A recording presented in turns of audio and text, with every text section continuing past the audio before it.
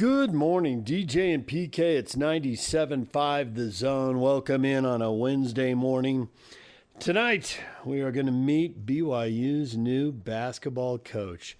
Kevin Young, reportedly a 7-year, $30 million deal to pry him away from the NBA and the Phoenix Suns and make him the Cougars' next head coach. As you are about to hear later this hour, and it'll be pretty late in the hour, pretty close to 7 o'clock, Danny Ainge had a press conference yesterday, and I asked him, he'd been in NBA circles, what do you know about him? Quite a bit. Interviewed him for the Jazz job. He was a finalist. Said how impressive he was. It was a full-throated endorsement from Danny Ainge, and I think we'd all have to be pretty naive to think that Danny Ainge didn't have a hand in hiring Young at BYU. You got to figure Ainge had a pretty big role in that. He didn't go into it, but come on. If you were at BYU, would you ask Danny Ainge, hey, Danny, what do you think? And Danny said, we interviewed him a year ago, very impressed. Actually tried to hire him a long time ago to run the G League team in Boston. So there's a long relationship there. I think we can see how that all worked out. And why would someone leave the NBA, where they're a well-compensated assistant coach, seemingly in line to get an NBA job? Didn't get the Jazz job, didn't get the Nets job, also in on the Charlotte job. I mean, it seems like he's going to get something at some point. But I guess if you're going to get 7 years and $30 million at BYU, that's not all bad. And, who knows where it leads, right? Let's not sit around and pretend like we can predict coaching careers and how all that's going to play out. So we'll see where that goes. But he's meeting with the media tonight, so there'll be a lot of stuff for you tonight as well. All right, so there's that. And then, coming up this hour, we're going to have more from Danny Ainge, a lot more from Danny Ainge as he talks about where the Jazz are going. And really, the point about the plan is there is no specific plan on the rebuild. What is the plan for the rebuild? Specifically, nothing. Because you don't control enough. I mean, this is Ainge's take summarizing here, and you'll hear it for yourself here in a little while. You just don't control enough of the pieces to know. He went back and pointed out his experience in Boston, where they had a terrible record, and they thought they were in line to get Kevin Durant, but teams with better records vaulted past him in the lottery. They ended up drafting 5th, which gave him no shot at Kevin Durant. And I think if you back it up even further, before Ainge was in Boston, although he's certainly aware of this, the Celtics had 2 picks and seemed like, one of those 2 picks, they ought to be able to get Tim Duncan. And that didn't work their way. So the notion that the Jazz are just going to tank for the best draft picks, Ainge has firsthand experience that it just doesn't work out. Even if you have a bad record, it doesn't mean the lottery breaks your way. And as far as the question of why didn't they, if they were just going to tank, why didn't they tank earlier? Because they wanted to have first off, they didn't realize they'd win as many games as they did. And he thought those wins were a little bit of fool's gold. He'll get into that. Despite the record, which said they were better than Houston, he didn't think they were. And despite the record, which said they were about as good as the Lakers and Warriors, he didn't think they were. But he did want to try to keep as good a team together as possible, it seems like, in case they were able to land the big fish midseason, that they could have enough talent around them to go out and win big. And he says he's going to go big game hunting this summer. So we'll have all that coming up. You can hear that in these next 2 segments. You hear from Danny Ainge at his press conference. Now, the other thing is the NBA postseason has started. I don't consider it the playoffs. Maybe you do. It's kind of a gray area. I guess you can do whatever you want. I don't. I consider it the play-in tournament. It's postseason, but it's not playoffs. Playoffs in the NBA are series. These days are 4 of 7. I know at times have been 3 of 5, and if you go way back, there were even some 2 of 3 series. But at least it's a series, not one and done. I like the format. I just don't think it's a playoff game. It's a postseason game, not a playoff game. Small distinction. Please allow it. And the Warriors are out. One and done. Beaten decisively by the Sacramento Kings. The Warriors had one good quarter. The second, they were in a little bit of a hole after the first. It was a 4-point game at halftime, but the second half was all Kings, and they pushed that lead up over 20. And that was the Warriors were never going to win that game. There was no point in the fourth quarter you thought, the Warriors are going to do this. Nope. And afterwards, Steve Kerr said it started early. The Kings hit the boards, hit the offensive boards, got into the Warriors, didn't really let them get comfortable running their stuff, and the Warriors didn't shoot it well. Klay Thompson was 0 for 10. 0 for. 0 for. Yeah, if you knew Klay Thompson was going to go 0 for, coming off a 25-point game against the Jazz, if you knew he was going to go 0 for, yeah. And it's not like the rest of the starters lit it up, because they didn't. And, Curry was pretty pedestrian, I think, to win. He really had to have a big game, and he didn't. He was just kind of, by Steph's standards, he was bad. For everybody else, he was okay. 22-point game, that's C- work from Steph Curry, and they're not going to win on the road in the postseason with C- work for him. The Lakers got a break. Zion Williamson was going nuts. The game's tied. He's got 40 points and 11 boards, and he gets hurt, and he's got to leave. Will Zion ever be healthy? The way he threw the towel. Now, apparently, walking around the locker room, no obvious limp. Maybe he'll be okay. The Lakers are the 7 seed. They get the Denver Nuggets. Be careful what you wish for. And now Sacramento at New Orleans Thursday. The winner is the 8 seed and gets Oklahoma City. So that's where that stands. And that is where we are going to leave this first segment. We're going to take a break. When we come back, Danny Ainge talking Utah Jazz rebuild next. Stay with us. Good morning, DJ and PK, proudly presented by Murdoch Hyundai, Utah's #1 Hyundai dealer for 18 years in a row.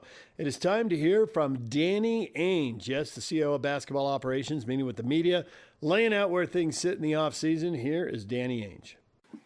Danny, good morning. Hey, a lot of people ask, the direction, and can you maybe help us understand what if you're looking for guards, you're looking for wings, or all the above in this next phase? Let me ask you, leave the mic with him for a second. What do you think the direction is, Craig?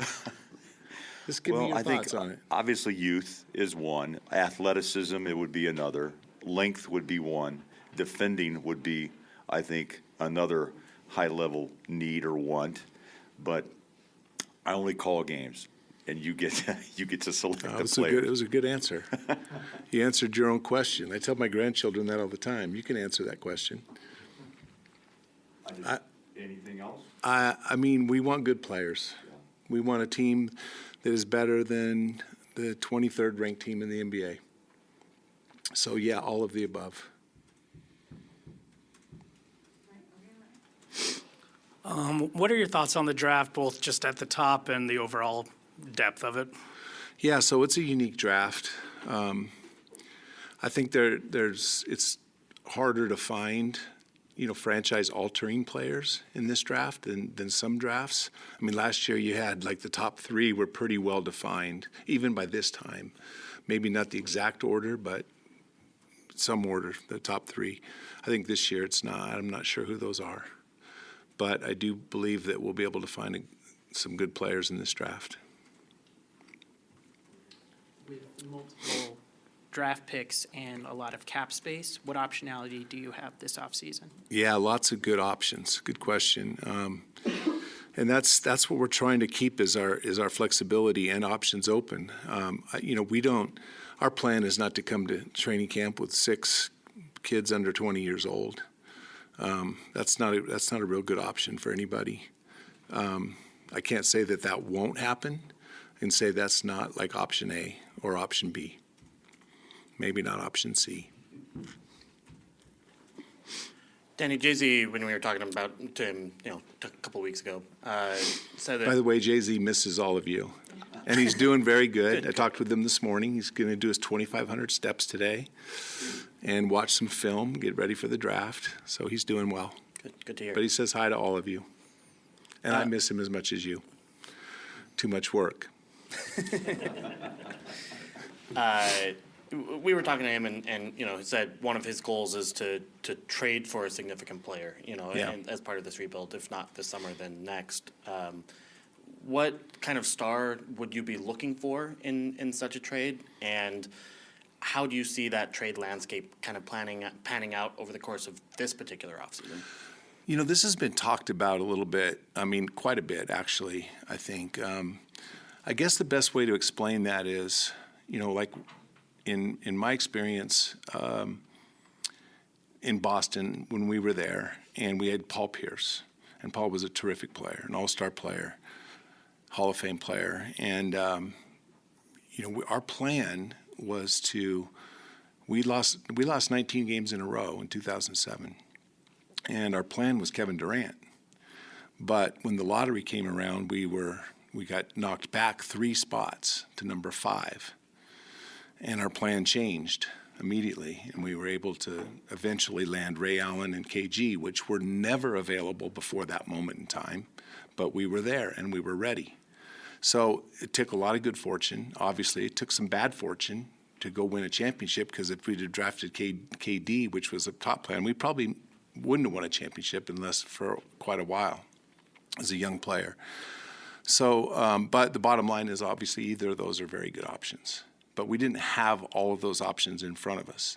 In the NBA, we're trying to find good players, like Jay-Z said.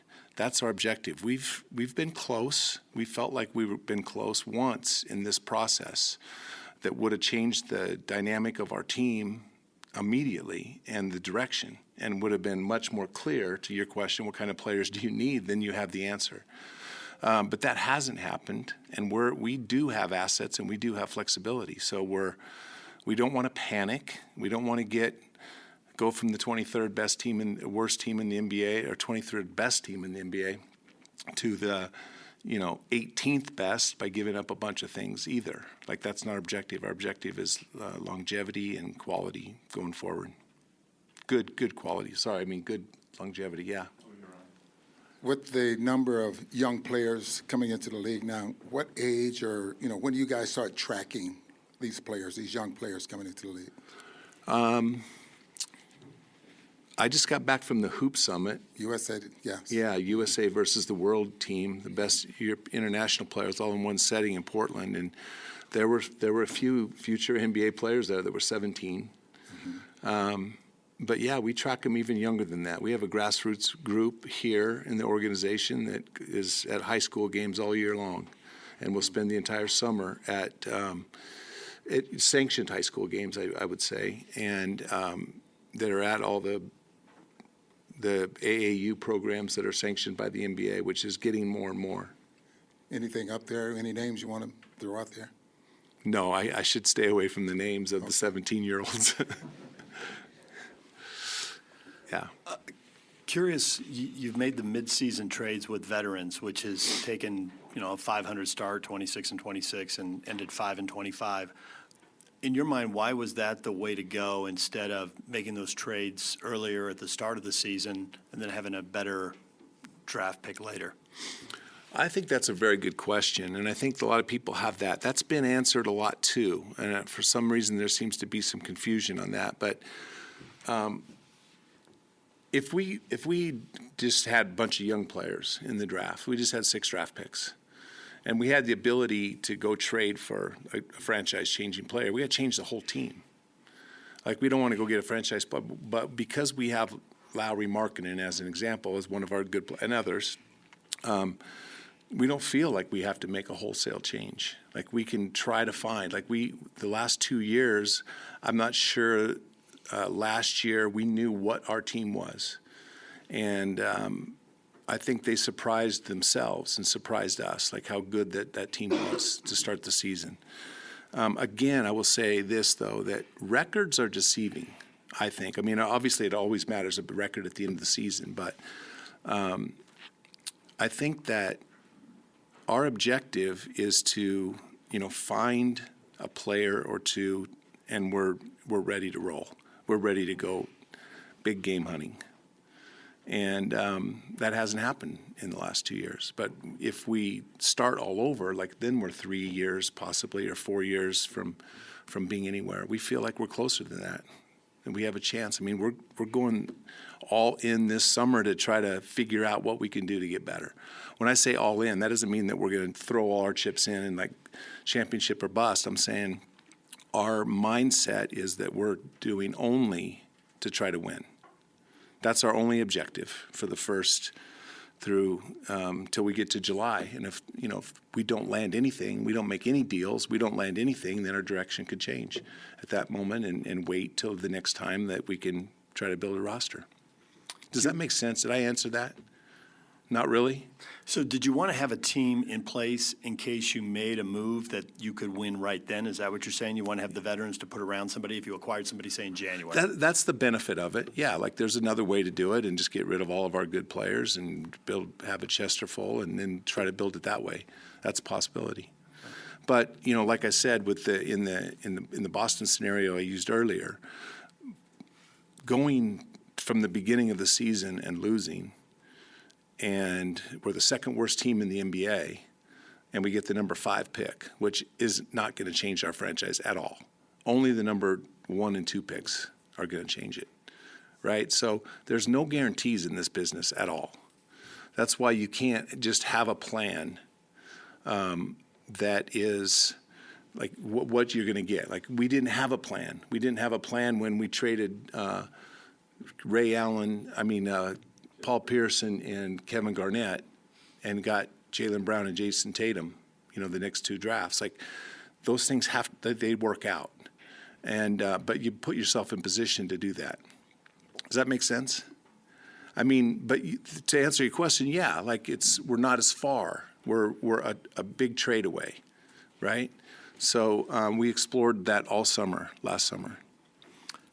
Are you interested in extending Lauri Markkanen, or do you want to let that play out? I would just prefer not to talk about that, but I think it's pretty clear that Lauri Markkanen is a very good player. We love him. Yeah, we'd like to have him around.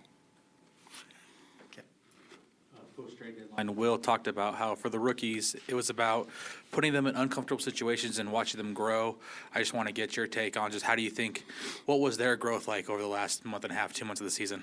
Well, first I will say that, it's not ideal to play your young players with all of your veterans out, because then it puts an undue pressure on them. So as an example, Keontae. Keontae, I thought had a very good year. He had some ups and downs, and I kind of like that he had those ups and downs. I kind of like the fact that the scouting, the most important person to stop on our entire team many nights the second half of the year was him. So the best defender was guarding him. The team defensive schemes were to stop him. And so he had to face some of that he probably wouldn't face if Lowry and Collin and JC were all healthy. So it's not ideal. But there's value in that too. Keontae has talked about his relationship with Avery Bradley a little bit, but can you describe the benefit of having Avery Bradley with you in the front office? Yeah, so Avery is one of my favorites ever. Avery was not my hire, however. I introduced Avery to Will and to Justin and told Avery, you got to prove to them that they need you. And but I'm a big fan of him. I loved him in Boston and my time with him. He's a real pro. I think he has a calm demeanor that he can relate to people very well. There's been other young players on the staff that have told me the same things, or of the players that have told me the same thing about Avery. So we're excited to have Avery here, but I think he can be a mentor to some of them. I'm not sure he knows for sure if he wants to get in the world of coaching or the world of front office, but he'll do a little bit of both. But he does have that calm, quiet way of him that I think he can get through to players. And he also has an intensity on the defensive end that I think can hopefully help our guards better next year. Danny, I wanted to ask you, just in terms when you communicate with Will about plans, both in the immediate and long-term future, what are those communications like between you and he? Will and yourself. So Will and Justin talk every day, and I would say Will and I talk every other day. When they're on the road. Talk every day when they're here, but there's constant communication with Will about these questions that you're asking. He doesn't have any doubts of what we're doing. He has questions, and we talk them through. And there's no guarantee that everything we're doing is 100% right, but we feel like we have a very good plan and a good group to accomplish our goals. If you look back at your 2 builds in Boston, there were kind of unique pieces that just stuck around the whole way. Kendrick Perkins, Marcus Smart, there were lots of turnover, but they held. What were the characteristics of those players that was why you held them the whole time? And are there any players on this group that you've seen have those characteristics? Yeah, so, those characteristics are just toughness and, that competitive fire that is their strength. Over their skills, that competitive fire is what attracted me. Like Tony Allen was another one. He didn't stick with us, but that's a whole nother story. But, I think that those kind of characteristics, I would say the guy on our team this year that exemplified that the most is Chris Dunn. Chris gave us a defensive presence more than anybody else on the perimeter. And so whether it's a 10th man role or a starter, I don't know the answer to that going forward, but I think that he has a role in the NBA. And we liked what he brought to the table in the same regard. Kind of piggybacking off of the question about the young guys and their growth this season, and you said it's not ideal for them to be playing not without the veterans. Do you think that maybe their growth is stalled a little bit because they were playing with each other so much, and it's going to be so much different when you actually have the team that's going to go for it, that they're going to be playing a different style of basketball, their roles are going to be completely different? I think it was better. Especially in Keontae's case, who played most of the year here with the big club, I think he had both. He was able to see both, and he's a smart kid, and he was able to see, wow, that's hard. I'm not sure he understands everything of why it's hard, but we've been able to talk about that, and I think that he had enough success to have confidence in his future, and yet enough to learn and enough bad play that will get him in the gym and light a fire under him as well. So it's a pretty good combination for him. With Taylor, I thought Taylor pretty much played the same role that he'll play. In the last game, he got more opportunities. They actually ran some offense for him. They did a little bit of that in the G League as well, and he's just young, and he's got more growth to do than Keontae right now. But he's shown signs from just his defensive length and presence, and his character, and his desire to become good. And I think that he got a taste. So I don't think it was bad or a waste. I think that he got a taste of the NBA, and I think that he's got a great desire to work really hard this summer and get better. What do you want to see from the three young guys this summer? And what are some uncomfortable positions that you guys as an organization can put them in order to kind of expedite growth and development? Well, we've organized plans for them for the whole summer, and so I think they're excited about it, but it's going to be tough. It's going to be a lot of work, but they will play in the summer league, assuming they're healthy and still doing well. But yeah, we plan on them playing in the summer league along with whatever draft picks we have, along with Darius Baisley and Kenny Lofton. The free agents, we're not sure, like Johnny Juzang, but those guys are in our plans, and we'll see what they'll be with us throughout the summer. Understanding on Keontae, looks like it takes about 5,000 pick and rolls to get good at it. Like on big wings, it takes like 3.5 years before they. So what are the benchmarks that you're looking at with that understanding on a Keontae or a Taylor in their first sample size that you got in what's obviously a much longer process? Yeah, so I'll talk about Keontae first. I would say Keontae, played small forward last year as a freshman at Baylor. He played point guard for the first time in his life this year. He's a full-time NBA point guard, and like I said, half the games he played this year, he's the focal point of the opposition defense. I think that is a great learning experience, like learning to run pick and rolls. He's like way better now than he was to start the season.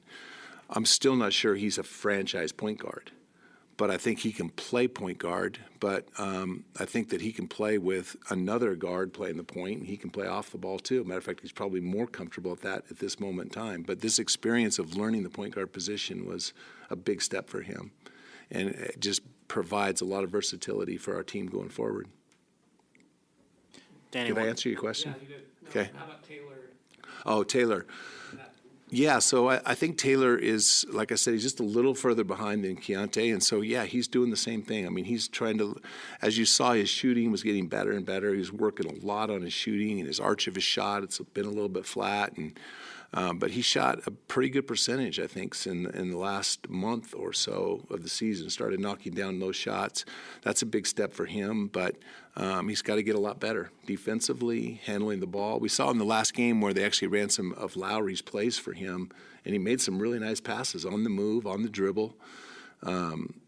Yeah, there's a lot of good signs for Taylor going forward, and same with Bryce. Bryce the same way, I would say, with Taylor. They're in a different way. Bryce has a good feel for the game. He's got a better knack of scoring than Taylor, but his shooting, I think he's a better shooter than his numbers would indicate this year, but he can pass and he can shoot and he can score. There's part one with Danny Ainge. Much more with him, including his thoughts on BYU's new basketball coach, coming up next. Stay with us. Good morning. DJ and PK is brought to you in part by America First Credit Union. Get the official debit card of the Utah Jazz, University of Utah Sports, Real Salt Lake, and more exclusively at America First Credit Union. All right, Danny Ainge. We played part one in the last segment. Here is more with the Jazz CEO of basketball operations, including his thoughts on BYU's new basketball coach, Kevin Young. Danny, you know where the team ranks defensively, 30th. It's not great, but how I think we were 29th at one time this Basketball year. Reference just told me 30th. So yeah, 30th now. I think you're right. Do you think that's do you think your rotation, your player personnel should be 30th defensively? And I guess is there a coaching piece to that you'd like to see improve or change in some way? You know, a defensive coordinator hire or something like that can make a difference. It has to be better. I mean, that's horrible. I don't think anybody would dispute that. You guys will get to talk to Will in a little while and let him discuss some of that. But I think that we all know that defensively we're not good enough. Yeah, no question about it. We need to get better. Personnel and more of an emphasis. I mean, as a coach, it's really hard because we love our coach. And the hard thing is, like, there's so many things that we need to get better at. And you can't just throw every bit of it on there. Like, you got to go in phases, especially with so many of the young guys and without the veteran presence. So there's priorities during the season. Ball movement, spacing, running was more of a priority than the defense. It's like hard to emphasize all of it. But, yeah, our personnel wasn't good enough. That's on me. Danny, when you played, 4 years was the common factor. And young men were more prepared mentally and physically to play. How have you had to adjust now looking at a multitude of 19-year-olds who become 20 during the season, and as you look at this younger group of draftees that are coming in, how have you changed on your patient level and trying to say, okay, he's NBA ready, he's not, and then formulate a plan? And as you look out into the future on how long your plan will take, if they're not mentally or physically quite ready, because you've seen it all from, your playing days to what Boston was able to do, and now such the youth movement in the NBA. Isn't it just a totally different plan that you have to map out? Yeah, it's more difficult when you're trying to project futures of 18-year-olds. It's just harder. There's no question about it. It's more unpredictable. But I'll tell you a funny story about that. And how the plan, everybody wants like this plan, including Ryan. Ryan loves a plan. Like, he's a tech guy. He's got a plan. But I wish basketball were that way. I wish we could just like organize it, plan it. We're going to draft this guy in the future. We're going to trade for this guy in the future. But that's not how basketball works. But we draft Kendrick Perkins out of high school. And he weighed, I think, 310 pounds. He'll try to tell you that he had that he got 28 in the 3-minute run and that he had a 30-inch vertical in the draft workouts, but I think it was 22 3-minute run and 22% body fat. And Kendrick was on this plan where we're just going to develop him. So he had to lose 30 pounds. He had to get stronger. And I remember the first day from my office, I looked down and he's like taking his shirt off in the weight room. He was so proud of himself and how he looked. And he became a big piece of our championship runs. The next year, we had a draft workout with, you guys are familiar with Al Jefferson. Al Jefferson comes in for his draft workout, and Doc goes, "You're not serious about this guy, are you?" I go, "Yeah, like if he's available, like, he's probably our guy." He goes, "You got to be kidding me." So I said, "Hey, he's on the Kendrick plan. You know, like with the 19-year-old guys, you gotta like. We got a G League now. We got a whole new strength team. We got so many opportunities for them to grow before they come to have to play with a good Boston team at the time." So anyway, Kendrick, after the first day of training camp, Doc comes into my office and goes, "He's starting. Al Jefferson's our starting big man." And so, like, that wasn't the plan. It wasn't my plan when we drafted him. He's got a lot of things to learn, but that was, I mean, Doc said he's better than our veterans, like immediately. So that does happen too. And so you just don't know. And I think that with Keontae, there was some of that this year. Keontae wasn't our plan for him to be a starter going into training camp. You guys were in training camp. You saw, like, he was good. He was a good player. He earned the respect of the coaches and his teammates, and, like, he earned that job. It wasn't given to him. And I think that that's just, you know, but you don't draft a 19-year-old rarely. There's some that, you know, LeBron at 19 was pretty good. But most of the time they need time to develop. And so we have ways to develop them, and we don't have to be in a rush. Danny, I just wanted to get your reaction to something that Lowry said recently in speaking with him. He asked about kind of the process that the team has been going through the last couple of years, and what could possibly be like more just like waiting for things to get better. And he said, "My job is to get good enough to where they can't lose, and I speed up the process." So I just wanted to get your reaction to that. I mean, that's a great answer. You know, if you were going to tell me that Lowry was upset, then that would be a great answer too. Like, good, let's go do something about it. And but Lowry has been great. Like, his leadership skills are growing. He wants to teach the young guys that they can push themselves even more. I think when you're 19, back to your question, like a lot of the challenges are 19 and 20. You don't even really know how much you can do. Like, you don't have any realization of or understanding of what your max is in your work and your preparation. But Lowry's done well with that, and I think his plans are to be around here a lot this summer and spend a lot of time with our young guys and just get them to elevate that work to his level. That would be huge. Him and Colin are fantastic at that. Like, I want every player to work with Colin in their workout because he is a psycho. I mean, his intensity, I see him out there pushing sleds, you know, like up and down the court. No one else is even in the facility. He's out here shooting. It's legendary. You guys all know about the stories of him working at 6:30 in the morning on game days and out here shooting. And he doesn't ever seem tired. And so I think that having those two guys in the organization right now are big with their leadership and their work ethic. Danny, you've talked a lot about the young players. I want to ask you about Jordan Clarkson and his role moving forward with this franchise. He's stuck around through multiple trade windows when there's been rumors about him. What do you want from a guy like him this summer? The same thing. You know, we love Gordon's character and leadership. He loves to play basketball.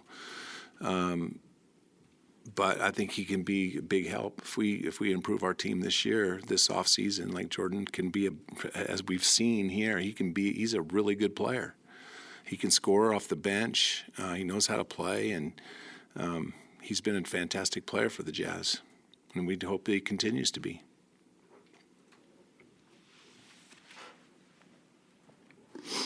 As far as Summer League is concerned, are the plans to have all three of the rookies there, plus whoever you have incoming, or is there going to be a change there?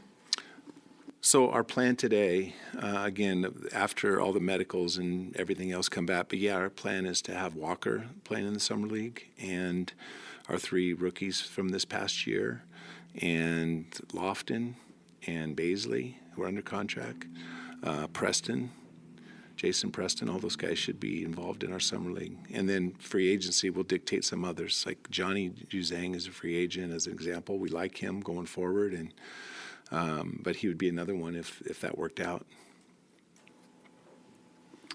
It's a little off topic, but BYU just announced they hired Kevin Young, and he's been in the NBA a long time, and I just wondered what you can tell basketball fans about him. Oh, wow. That's a really good get for BYU. I tried to hire Kevin about 10 years ago to run our G League organization back in Boston. He was a guy that we interviewed last year for the head coaching job here and was incredibly impressive.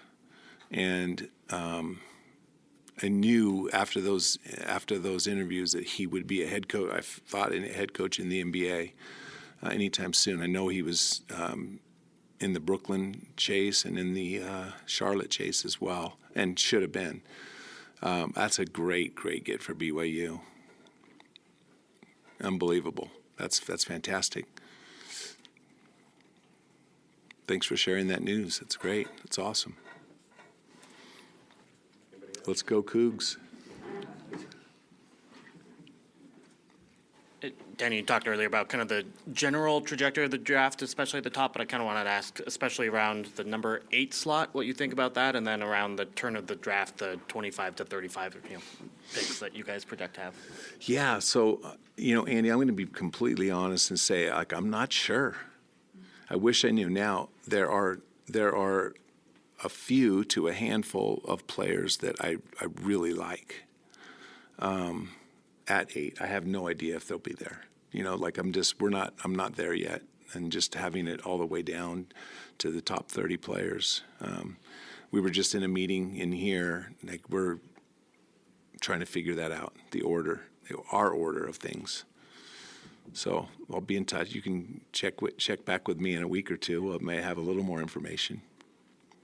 Or the Combine. You go to the Combine? I think so, yeah. You go to the Combine? Yeah. Nice. We can be in contact then, and we should know a lot more by then. How much does looking at the rest of the West impact your planning? Because if you look at the West right now, probably the 7 biggest stars in the league, for 7 of the 8 biggest stars in the league for the next decade are probably all sitting in the West right now. Does that impact your planning at all, or how you try to project your franchise? Absolutely. I mean, when I'm sitting there at trade deadline and we're a 23rd ranked team, even though we had a better record than, say, Houston, and we were right in the mix with the Lakers and Golden State at that time, I don't think we're as good as them, as any one of those 3 teams. When we were 100% healthy, I didn't believe that we were. And but absolutely, I mean, I'm really excited to watch the play-in tournament tonight. Are you kidding me? New Orleans and the Lakers and Golden State and Sacramento. I mean, those are really good basketball teams, and they're in a play-in tournament.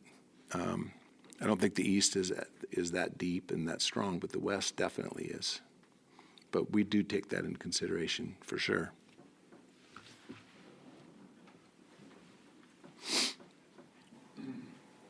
Players that's considered This to be... is good. You guys are participating. I like this. Most of the time, you just sit there. We participate to ourselves all the time. We fight all the time.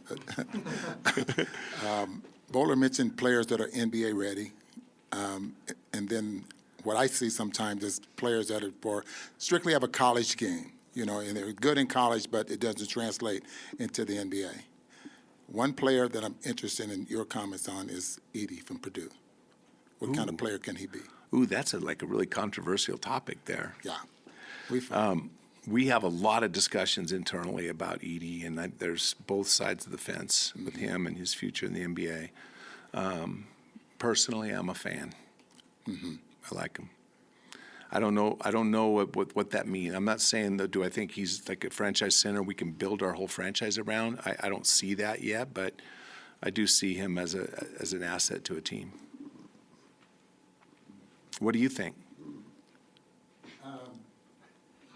The league is smaller, and what I saw in the championship game, we just strictly low post. Are you saying Mark Eaton couldn't play in the game today? The game was a lot different then. I know, but I'm saying in the game today. You're saying he can't play in the game today? He probably is better than Mark right now because Mark didn't have an offensive game. Mark didn't get in a game at UCLA. I played against Mark the year before he came out in the draft. He didn't even play in the game. He's like a Hall of Fame player over here in Utah's Hall of Fame. What are you talking about? The game has changed, I understand, but I mean, Zach is the college player of the year for 2 years in a row. Yeah, there's an enormous difference. There is a such thing as guys having college Agreed. The game in college and the game in Europe are completely different than our game. No doubt about it. Completely different. Yeah, but I'm a fan, but there's some people on our staff that aren't. But I think he's growing more fans upstairs. The first what? Well, to be the college player of the year. Oh, no, a lot of college players of the year aren't drafted one. I think Jimmer Fredette was 9. I was college player of the year. I was drafted 31, so. What do you take away from mid-December to mid-January when the team wins 15 out of 19? Guys are playing. I realize Fontecchio and Olenek didn't remain with the team. Fontecchio started. Kelly came off the bench. But you beat, say, some of the best teams in the league, lots of playoff teams that are all still playing during that stretch. Do you look at that segment of the season and say, we're close? Do you look at that segment and say, these are keepers? Do you look at that segment, was it a positive experience for the team? Yeah, it's a positive experience. I mean, I thought that maybe the best win in 2 years might have been the Oklahoma City win here at home because they had their players. Their best players were playing and they played pretty well. It wasn't like they just completely showed up in Utah and wet the bed. It was a good game, and our guys played well, and we fought hard to win that game. But a lot of those wins I think are deceiving, and I don't look. I mean, regular season is not. I mean, that's not my thing. I'm all about playoffs, and we're talking about evaluating players. Like the college game is different. Well, regular season and playoffs are a lot different too, and that's my job is to determine playoff basketball and how good are we in the playoffs, not regular season. And so any team in the NBA, if there was a G League team in the NBA, they could win 15 games. Someone on the team will average 18 points a game. Someone on the team will get 10 rebounds. I have enough respect for the amount of depth of players there are in the world. But the game changers, the teams that have 3 guys that are franchise level players, and in that stretch, we played a lot of games that the best player on the other team didn't show, or the second best player on the team wasn't there, or they were resting to come to Utah. I mean, that's frustrating because it's not winning and losing is what matters at the end, but it's our job to evaluate who we really are. Are we 7-16, or are we the 15-4? And the most recent always isn't the best indicator of what you are. And that's the hard part of this business. And David asked the question about the Western Conference, or Ron, and it does matter. Who's in the West and who we're playing against and who we're evaluating ourselves against matters. And anyway, people could argue that, if we were better or not, but internally we were unanimous that we weren't. Danny, I'll shut up after this, but I'm just curious, in the last 3 weeks, in the broadcast booth, the conversation has been, because the Jazz, just the way that the NBA schedule was, I think it was the second hardest finishing schedule in the NBA after the All-Star break. So we saw a lot of potential playoff-bound teams who are aging. And thus, if we don't get to the next level, this team may implode, may have to go through a rebuild with a lot of high-level talent, aging talent, veterans. How much, if teams are beaten, knocked out tonight, compared to the rest of the 1 through 8s as the West playoffs begin, how much of their decision-making could or will impact some of your decisions on players that could pop out and be available that are 6 or 7 year vets? Well, 6 or 7 years, that's different than aging.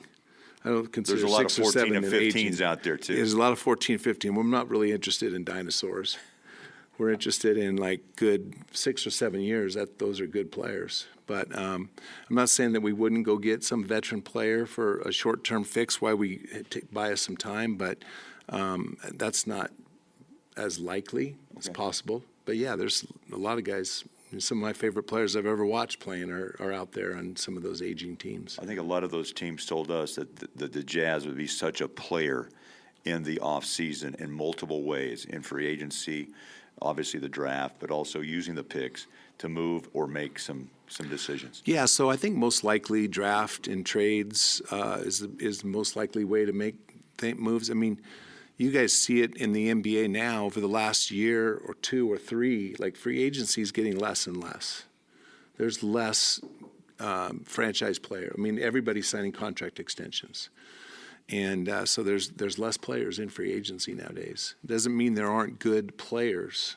Like I said, the depth in basketball is elite right now. There's a lot of players out there that can play, and we see that in our team. Like we bring in guys like Baisley and Lofton, who are two of the top big guys in the G League, and they come in and they belong in the NBA. There's no doubt about it.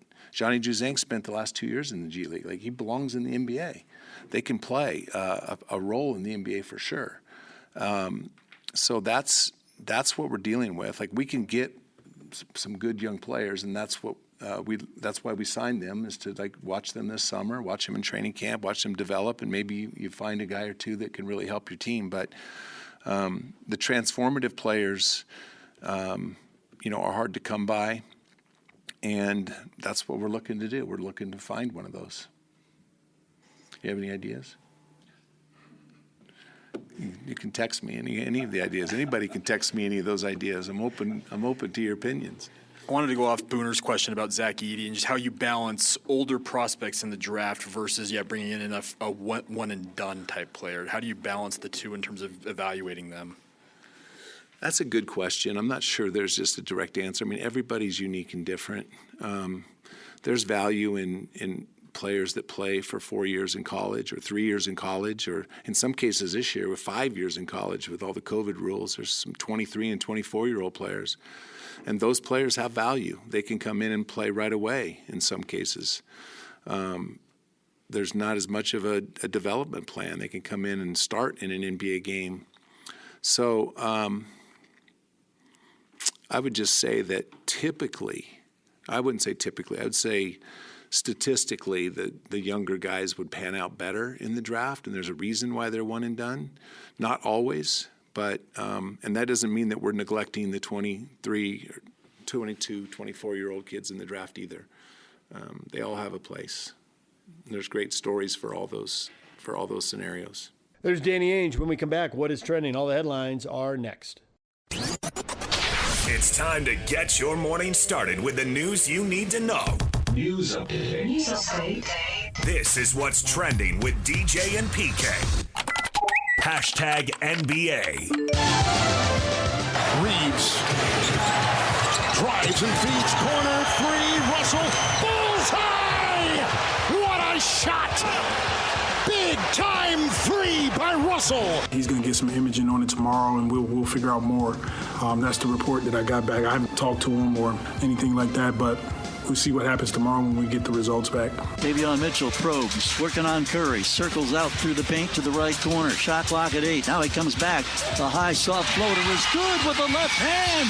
That one surprised all of us. We've been really blessed here with amazing players and, multiple championships and finals appearances and the highest of highs. And this is the flip side. This is life. This is how it works. You don't get to stay on top forever. So what happens this summer and going into next year, we'll worry about that later. There's Steve Kerr after the Golden State Warriors are knocked out in the first playoff game. Close game at the half, but the Kings completely dominate the second half, 118-94. At no point did it feel like the Kings were in danger of losing that game, did it, PK? And now the end is near, and so the Warriors face the final curtain. But through it all, if there was doubt, I ate it up. I did it my way. For what is a warrior? What has he got? At this point, absolutely nothing. Klay Thompson, 0 for 10. Ouch.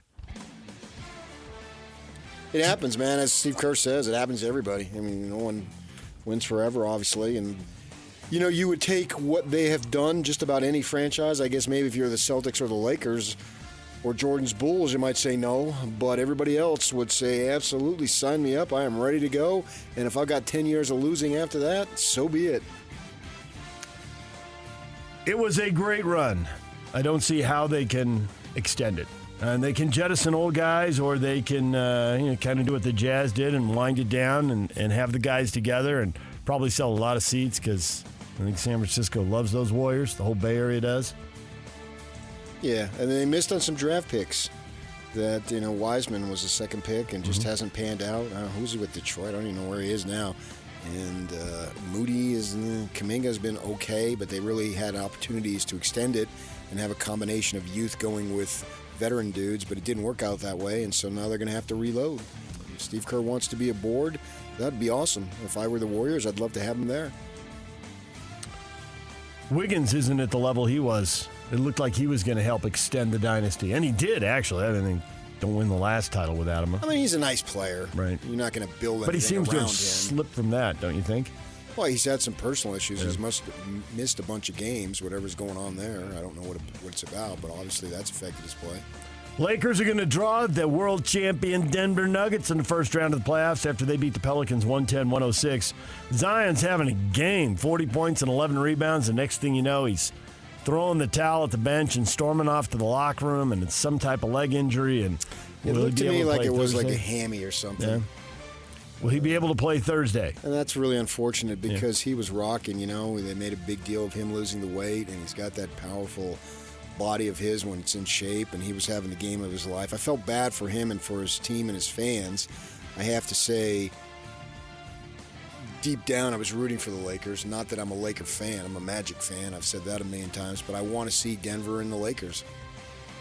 It's an attractive matchup. Who are we kidding? Right. And you're not alone. So, and maybe the Pelicans can get them going and they can win their next game. Eastern Conference tonight, Miami Heat facing the Philadelphia 76ers at 5 o'clock. The winner is the 7 seed. The winner draws the Knicks. Atlanta and Chicago elimination game at 7:30. Both those games are on ESPN tonight. And the Bucks are anticipating that Giannis Antetokounmpo will not be ready for the start of the playoff series with the Indiana Pacers. He continues to rehab his injured left calf. Can Damian Lillard carry him? Well, he steps up every time Yanni is gone. So I would expect yes. And then you get guys like Portis and other guys who don't get shots all of a sudden are getting shots, and they're all fired up to play. Blake Griffin formally announced his retirement after 14 NBA seasons. I have to confess, I thought he'd already done that. Well, he had, but you have to file. You got to file paperwork. So I think that, he was a high-flying jump-over-car dunker. Yeah. And he had the child with, what's her name? Bryn Cameron. Bryn Cameron's brother redshirted as a basketball player at BYU before he went on to play football, winning the tight end with Cleveland. Jordan Cameron, yes. And SC. And he is in a relationship with Tiger's ex-wife, Elin. So he started out as a Cougar. And now. Because I think she might be a little older. I don't know how many BYU people know that. You have an indirect connection to Elin Nordegren. Or should I say, we do. We do. Who lives like Jordan Cameron. We do. Well, as long as we're talking Cougars, Yak, let's go. Hashtag college basketball. That's a really good get for BYU. I tried to hire Kevin about 10 years ago to run our G League organization back in Boston. He was a guy that we interviewed last year for the head coaching job here and was incredibly impressive. I knew after those interviews that he would be a head coach. I thought a head coach in the NBA anytime soon. I know he was in the Brooklyn chase and in the Charlotte chase as well, and should have been. That's a great get for BYU. Unbelievable. That's fantastic. Thanks for sharing that news. It's great. It's awesome. Let's go Cougs. The BYU men's basketball program named Suns associate head coach Kevin Young as the Cougars' new head coach. Who's Ainge's bishop? He will be on a 7-year deal worth $30 million. If it were me, where I grew up, first Friday of the month in the confessional, for I have lied. Come on, D.A. That was a great get for the Cougars. I'm glad I did it. Is that what you're saying? Yeah, that's what he should have been saying. Really? That happened? Come on, as they say in the Philly area. Come on. Get out of town. Hey, here's the deal. BYU wanted a golfer. I don't know if it was to seal the deal, but I was told they wanted a golfer. So you know who they got to play golf with them? Mr. Ryan Smith and Mr. Daniel R. Ainge. And then the kid commits. Now, I don't know if it's just a coincidence, but that's what the high school coach of the kid told me.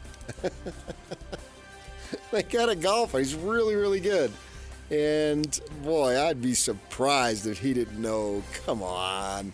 As I said yesterday, the BYU contingent went down to Arizona on Monday, and I got a text at 11:30. I can show you all the texts. It said they're going down to close the deal. But good thing that Woj broke the story. Thanks, Woj. If you don't put it out on Twitter, you don't know anything. And even if you don't put it out on Twitter and it doesn't happen, you get blamed. But yeah, I think they knew, and they got their guy, and all sorts of excitement, man. See what this guy can do. Going to have the press conference tonight at 7 o'clock at the Marriott Center. Fire up the bus. DJ and PK.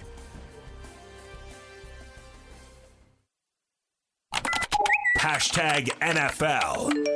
I think if you're not all in this league, you're all out. And I don't know of any of the 32 who aren't all in. And, everybody can have their own definition of what that means, but I've never not known us to be all in, nor have I known anybody we compete against not to be all in. It's, they have different strategies as to what that means. Cowboys Vice President Stephen Jones right there on the Cowboys offseason intentions. Jerry Jones, his dad, the owner, famously said the Cowboys are all in. And now we sit here and read the free agent headlines and all that stuff, and the Cowboys, conspicuous by their absence from all these big deals, PK. What does all in mean? It looks like you're just going to run it back. Do the same thing, get the same results. Expect different results. That's the definition of insanity. I don't even know what the results were last year. I'd have to look it up. They won 12 games. They went to the playoffs. They were dismissed immediately by the Green Bay Packers. Came nowhere near the Super Bowl. Browns quarterback Deshaun Watson told reporters he's throwing at full speed again as he continues to work his way back from a season-ending injury and surgery. He's got all that guaranteed money. Browns got to the playoffs without him. Can they get to the playoffs with him? Jacksonville Jaguars quarterback Trevor Lawrence said he's had preliminary discussions with the team about a potential contract extension, but he hasn't spent any time worrying about what that could look like. Because he's going to get it. How can the Jaguars not give him a big money extension? Who? Trevor Lawrence, quarterback. I heard of him, obviously. How good can he be, though? He's been good. Can he be great? Can he be one of the elite quarterbacks in the league? Seems like you're going to have to do a little bit more because you're over there in Jacksonville, so you don't get the run. But what level does he settle in at as far as Hall of Fame career? A Phillip Rivers, say. A couple of big guys who can throw the ball. Phillip Rivers a very nice career. Didn't win it all, but still had a very nice career. Or can he be even better than that? I'm interested to see. The arc is trending, but now he's starting to get into the prime. It's go time. What's this? It's going to be his fourth year? Yep. Yeah. And so the goal is to have, while you have the quarterback on the rookie contract, use that money to bolster the rest of the roster and get her done. But we'll see if they pull that off. And to your point, there's three guys who've already established themselves, I think, as Hall of Fame quarterbacks. They've won to varying levels. You got Mahomes, who's won it all three times. you've got Joe Burrow, who's been to a Super Bowl, and you got Josh Allen, and we just pencil him into the playoffs every year, but so far hasn't figured out how to beat Cincinnati and Kansas City and get to the Super Bowl. Okay, but outside of Russell Wilson, who wins it all on a rookie contract? Patrick Mahomes. But he also wins it. He won it later, right? Yeah. He did it both, yeah. So it really wasn't the contract with him because he's done it They both. figured out how to do it. Yeah. I'm sure there's somebody else out there who's won on a rookie contract that I can't think of right now. Going way, way back, but what difference does it make? The executive of O.J. Simpson's estate has reversed his stance on working to prevent a payout of the $33.5 million judgment awarded by a jury to the family of Simpson's ex-wife, Nicole Brown Simpson, and her friend Ron Goldman in a wrongful death lawsuit. Attorney Malcolm Laverne has told the Las Vegas Review-Journal late last week that his hope was the Goldmans to get zero, nothing, and that he would do everything in my capacity as executor or personal representative to try and ensure that they get nothing. And then he got blowback, and he said, wait a second, that didn't sound very good. He told the Hollywood Reporter, I can tell you in advance, Fred Goldman's claim will be accepted, and his claim will be handled in accordance with Nevada law. Beep, beep. Yeah, that sounded awful when I first read it. It sounded vindictive and yep, yada, yada, man. DJ and PK. Hashtag college football. Transfer portal is open. Here we go. At Utah, offensive lineman Kole Fago. Nice. How close? Not bad. Not bad. Okay. Kinda He slurred a started little 8 bit. games last year. Could you walk this line and put your finger to your nose? BYU running back and linebacker Nuguluve Helu and Utah State quarterback McKay Hillstead. Portal. Well, all of a sudden, Utah State got like 14 quarterbacks, it seems. Nobody needs to be the 4th quarterback, right? I'm out. Yeah, and so with Pig Farmer and then the Iowa kid, and then they also Spencer had Petrus. What's his face? Lega, don't call me Legas. Seems like he's been there 10 years. Cooper has been there for a while. And so that's a crowded room. In fact, he didn't even have a chair. He has to stand over in the wall. That's how crowded. Now he's out the door. And then the center, he started several games for Utah, but 8. I don't understand it, but they do what they do. We've talked to coaches. Sometimes they don't understand it. That's true. But at the same time, Utah has built the next man up thing, so you can't go crying about it when it happens. I mean, they're going to get guys. There's no doubt they'll get some guys. Well, I think they ought to go after that. What's that kid's name? McLean over at Colorado. Cormani McLean. Yeah, because he came in as a 5-star guy, and he's in the transfer portal, and Dion was ripping him a little bit as far as not being ready to go. Well, if you're a defensive back and you need a little bit of a second chance and a resurrection of your career, try the University of Utah. Coach Shaw, Coach Scally, can I talk to you? I would recruit them rather than waiting for them to recruit me, because they know how to put guys in the NFL from that position for sure. And he's been out this way. Where's the kid from? He's from Florida. He's visited BYU and Utah in the past when he was going through the recruiting Well, process. I certainly would take a look at Utah there. You've already been on this side of the country. Just come on the east side of the mountains, but we'll see what happens there. So my philosophy on the transfer portal has always remained the same. You have to look at it in its totality. Do you benefit from it rather than do you lose from it? And some benefit and some lose, because you're going to lose individually players, but you're also going to get players.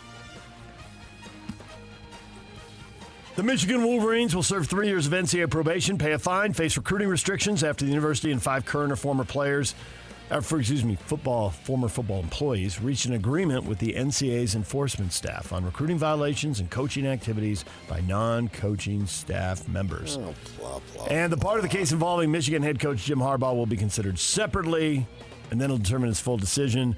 But he's 60 years old and just got a job with the Chargers, so is he ever going to coach in the NCAA again? Does it matter? Because it looks like it doesn't. Would it mattered before anyway? You got to do 100 push-ups, and you got to run the mile under 8 minutes. That's your penalty.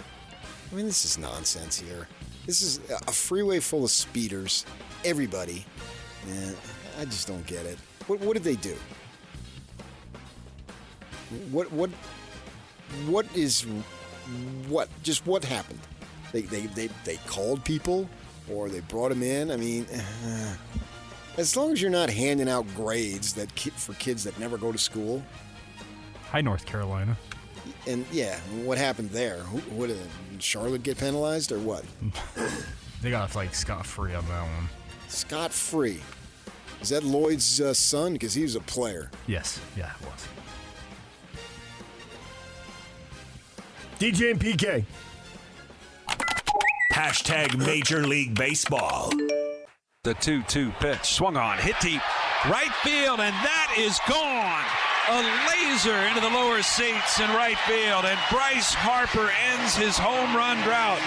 5-0 Phillies. Out top of the first inning, swung on, driven down the left field line, and well hit. Is it going to be fair? It is gone. Home run for Ha-Seong Kim. Padres with a 4-0 lead here in the first. Now the 1-0 is swung on. That's hit towards the gap. Diamondbacks are going to win it.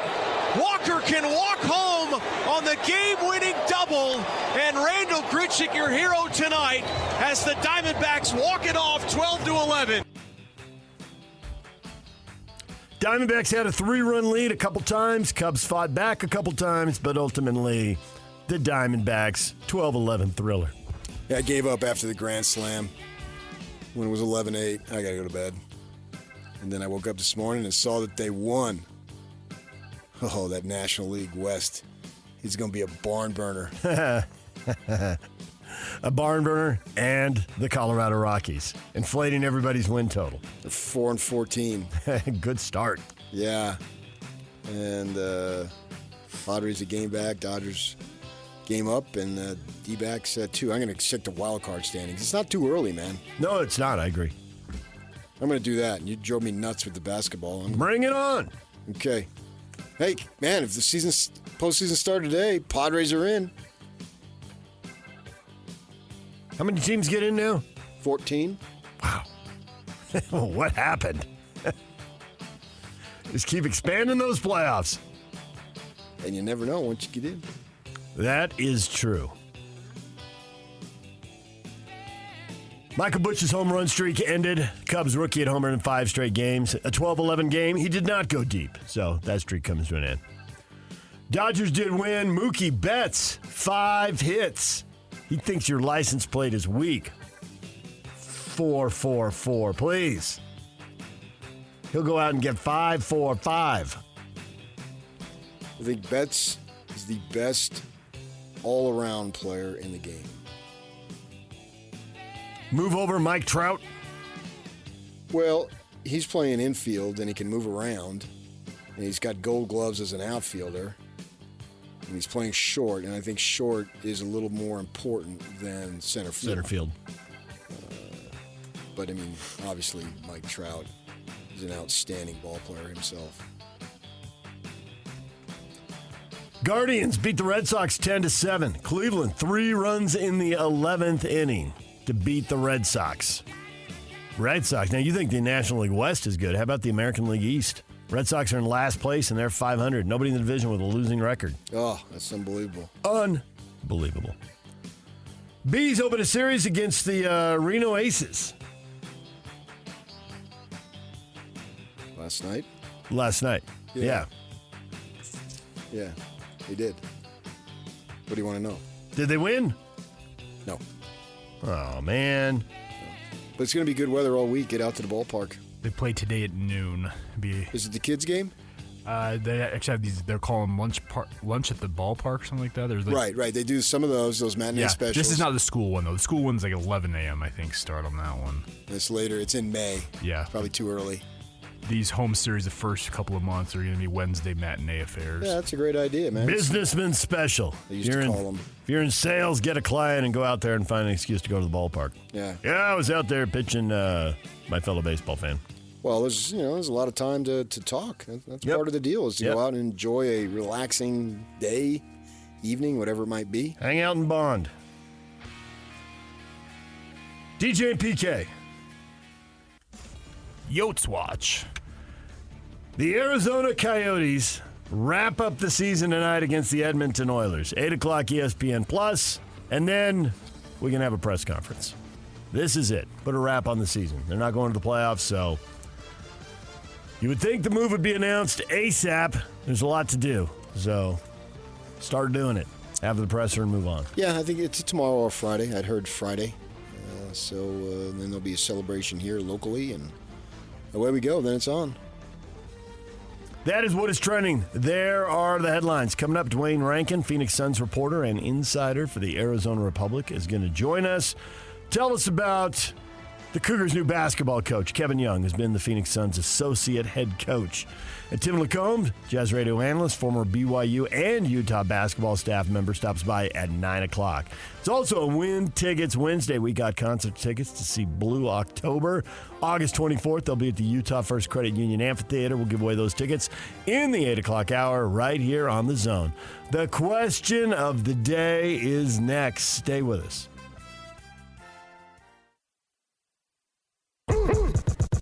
Ladies and gentlemen, may I present... This is JJ and Alex. Last thing I'll mention on this about the future of BYU basketball. Dallin Hall, Utah, born and raised, returned missionary, and even he's in the transfer portal. Like, BYU cannot take for granted that there's just going to be kids of the faith that want to just come to BYU and play. You're in a bigger game, man. You got to have to play the transfer portal and the NIL game, even with LDS kids, because we're all human beings, and we all need to have money to make a living. We all have goals and dreams. If you can't provide what other places can, those kids will go where they're being provided. Catch JJ and Alex afternoons from 3 to 6. Presented by G2G Bars on 97.5, the KSL Sports Zone. I mean, I'm so excited for him. We're so excited for him, but it's bittersweet. We spent a lot of time together. He's been instrumental in what we've built here in Phoenix, but it's an opportunity for him to show the world how great of a coach he is, and they're extremely fortunate to have him. I know we have been, but it's bittersweet. But we have unfinished business, and we'll close it out the right way and send them home with victories. Hot Takes or Toast brought to you by Siegfried and Jensen with 30 years of serving Utah. That's James Jones right there. He's the Suns general manager. And he is talking about Kevin Young, who's leaving the Suns to be the BYU basketball coach. 7 years, $30 million.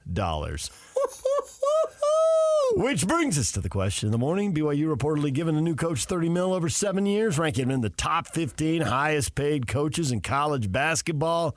What is going on? Freaking BYU, whatever it takes. Any means necessary, man. They'll buy a championship. What is going on down there? Lane says Ryan. Joe says Ryan Smith is what's going on. I had no idea they sold that many Jazz Plus subscriptions. Nice. Greg, that's big $12 right there, and probably some help from Ryan Smith.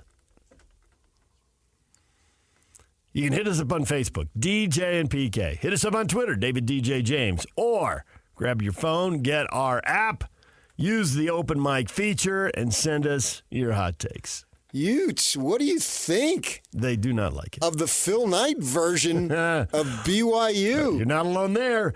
Devin, who's a big University of Oregon fan. Since Phil Knight took over, but not before. I tell you what they have. They have themselves a wannabe Uncle Phil. An Uncle Ryan, if you will. I think it's Cousin Rai. He's too young to be an uncle. How about that, man? Matthew, what's up? Exclamation points. It's about time. Watch out. It looks like the BOTs are letting BYU play with the big boys. I'm feeling a cosmic shift, baby. Smitty, throwing down the cash? Is that what you're telling me? Board of Trustees are saying, let the big dogs hunt. That's what it's going to take. They haven't even had the press conference yet, and they've already won it. They're in. Yeah, I think they have. I'm dead serious. I think you would agree. I do agree. Right. They certainly haven't lost it. With all the, wow, what a hire. Yep. Shocking Ainge out of left field. Oh, they did that, huh? They got Kevin Young? You're kidding me. I only had a critical role in making it happen, but nonetheless. I tried to hire him twice, and BYU did hire him, and I played at BYU, but I have no idea what's going on. Well, it's all news to me. We finally hired him. Third time's the charm. We is the best term, too. I couldn't get him in the G League. I didn't get him in the NBA, but I got him at BYU. Well, I mean, if they could have had him, I'm sure if they would have hired him as the head coach 2 years ago, he would have taken it. But obviously they went with Hardy, and so be it. But this guy has just been roundly praised for his work in the NBA. And as Monday progressed, and I couldn't get into the gym because I was in the car for literally 90 minutes on the phone, it was apparent that he was going to be the guy if he wanted it. I knew BYU wanted him, and that's why they went down there. With Tom Holmoe, I believe the president may have been there from what I've been told, and it doesn't matter now. But it was clear that he was their guy. You're not going to go down there unless you really, really want him. And they did. I did not know he was going to accept it. And then, because when I went to bed Monday night, the idea was, the text that I got is they're going down there to close the deal. And so he took it. But the point I'm making is once his name became apparent that he was at the top of the leaderboard, I called people, anybody I could find who may know something about him. I called Mike Smith, and he didn't know a whole lot about him. I mean, I was just calling anybody I could think of, and a lot of people love the guy. And then there's people that I don't have access to that I've been able to see on social media praising him. He's gotten substantially more praise for what it's worth, and I don't know that it's worth anything, but I'm pointing it out.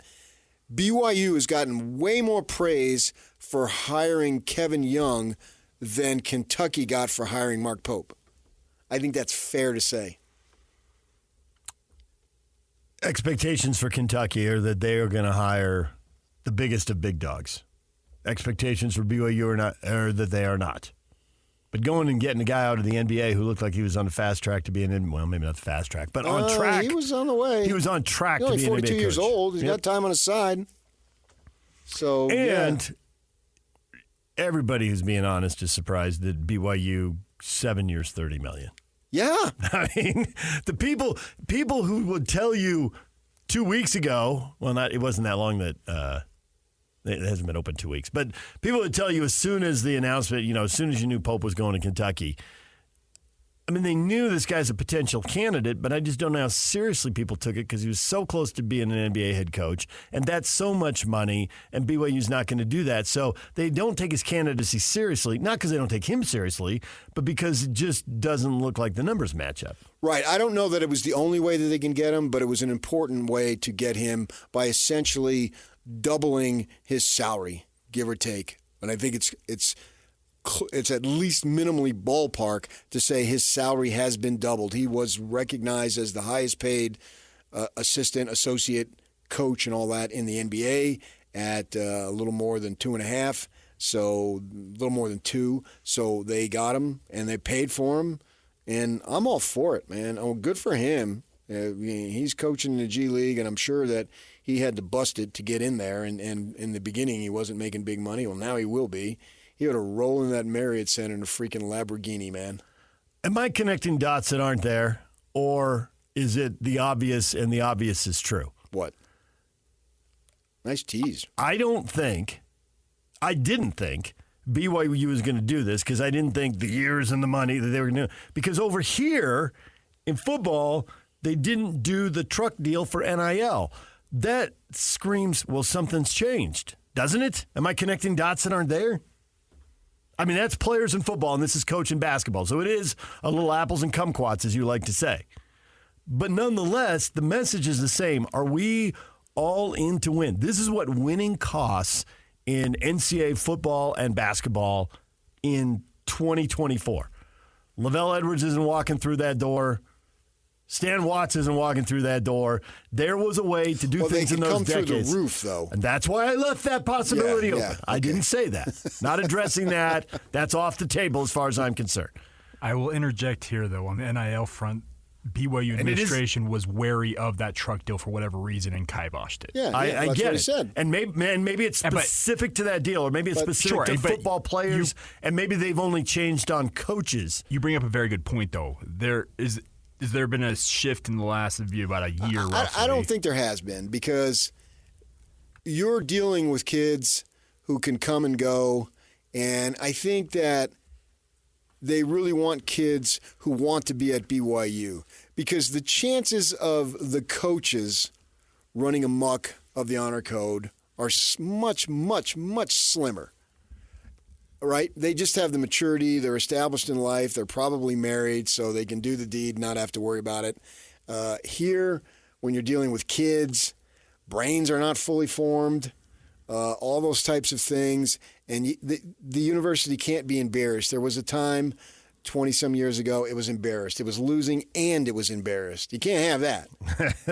I mean, you can't have embarrassment. You can't have winning and embarrassment. You certainly can't have losing and embarrassment. Good grief. So they can't, reputation-wise, afford to have kids who come to BYU because of the money. We'll give you some, and we'll be competitive in our own realm, but you've got to want to be at BYU. I think that's the difference. No one has explained it to me, but I really feel strong that's, and it's a legitimate question that you're asking, so I appreciate you bringing it up. It's an excellent topic.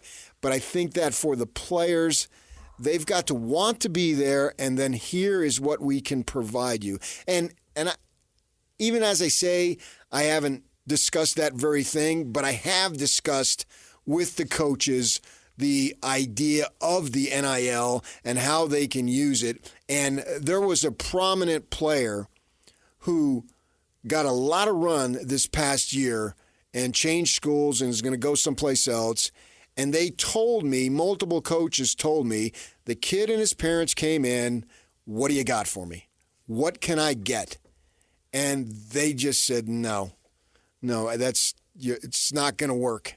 And they basically just stopped recruiting him because they can't do that. You've got to want to be there, and then we'll see about the other stuff. Whereas in the coaching industry, I don't think Jay Hill is going to run around and get busted for whatever. So they can pay him a big amount of money, right? And they don't have to worry about that other stuff. These coaches are more of a known commodity. Certainly in their personal lives, they're more of a known commodity. So I think that's the direction in which they're going with that.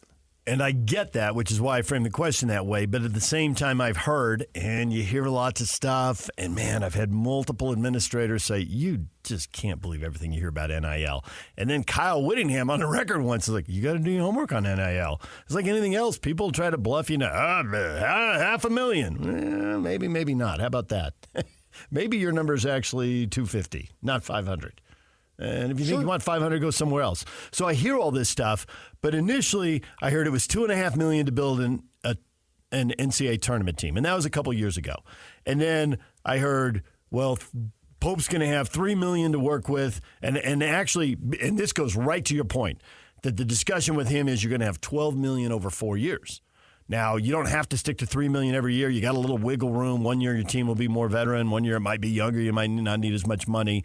So they're kind of budgeting multi-years, which means you don't have to go to the boosters every year, which is one thing you've identified as that's a huge fly in the ointment here, as opposed to here's the money for 4 years. But now, just routine conversation, you can hear people saying, BYU's going to be in the $3-4 million range. And it just every time you hear the number, it's a little higher. It's getting ratcheted up. So maybe they won't be as splashy with players, but the money will be there. And maybe to your point, the money won't go to guys day one on campus. But if you're in the program and you're A, talented, and B, the program guy Dave Rose talked of a long time ago before NIL started, you're invested in the program. By the time you're there your third year and you're pretty good, your NIL number is pretty good. But it's not great day one walking through the door. Well, and then you have to keep guys, too. I'm trying to figure on this continuum where BYU is, because I got one specific BYU fan in mind. And this is a kind of guy who, with his buddies, the BYU fans, they'll take one road trip a year with the football or basketball team, right? This person's they're pretty far in, for better or worse, takes kids to the game, the whole bit, right? And I was talking to him about something else. I don't know him primarily because of sports. He's not in the sports industry. And he said, just in passing at the end of another conversation, hey, is this story true about BYU turning down the trucks? And I said, yeah, I think it is. And you could just see his shoulders slumped because he knew if they weren't in it financially at some point, the wins that have he and his buddies high-fiving in California or in Kansas City or whatever, they weren't likely to happen. They were going to be few and far between. That's the decision they made. This is shoulders back, chest out. We're in the game. We're battling here. I just don't think Utah's going to win any games because of trucks. I agree with that, but if you aren't pushing the envelope in NIL, how competitive are you going to be for difference makers? Whatever your sport. But they don't want people that's the number one reason why you're coming here. That's not going to change. And if it costs them wins, it costs them wins. And I get that, but if they're going to reward people who've been there 3 years, who do want to be there and who are good and who are winning, then here's what I think we got. You can win with that. Here's what we got, and if you want to go someplace else, go. If Saunders and Hall want to chase the bottom last dollar, go. Okay, go. So be it. DJ and PK, it's 97.5 The Zone. Coming up, the Utah Jazz. What are they doing? What is the plan? Are they going big game hunting? That's next. Stay with us.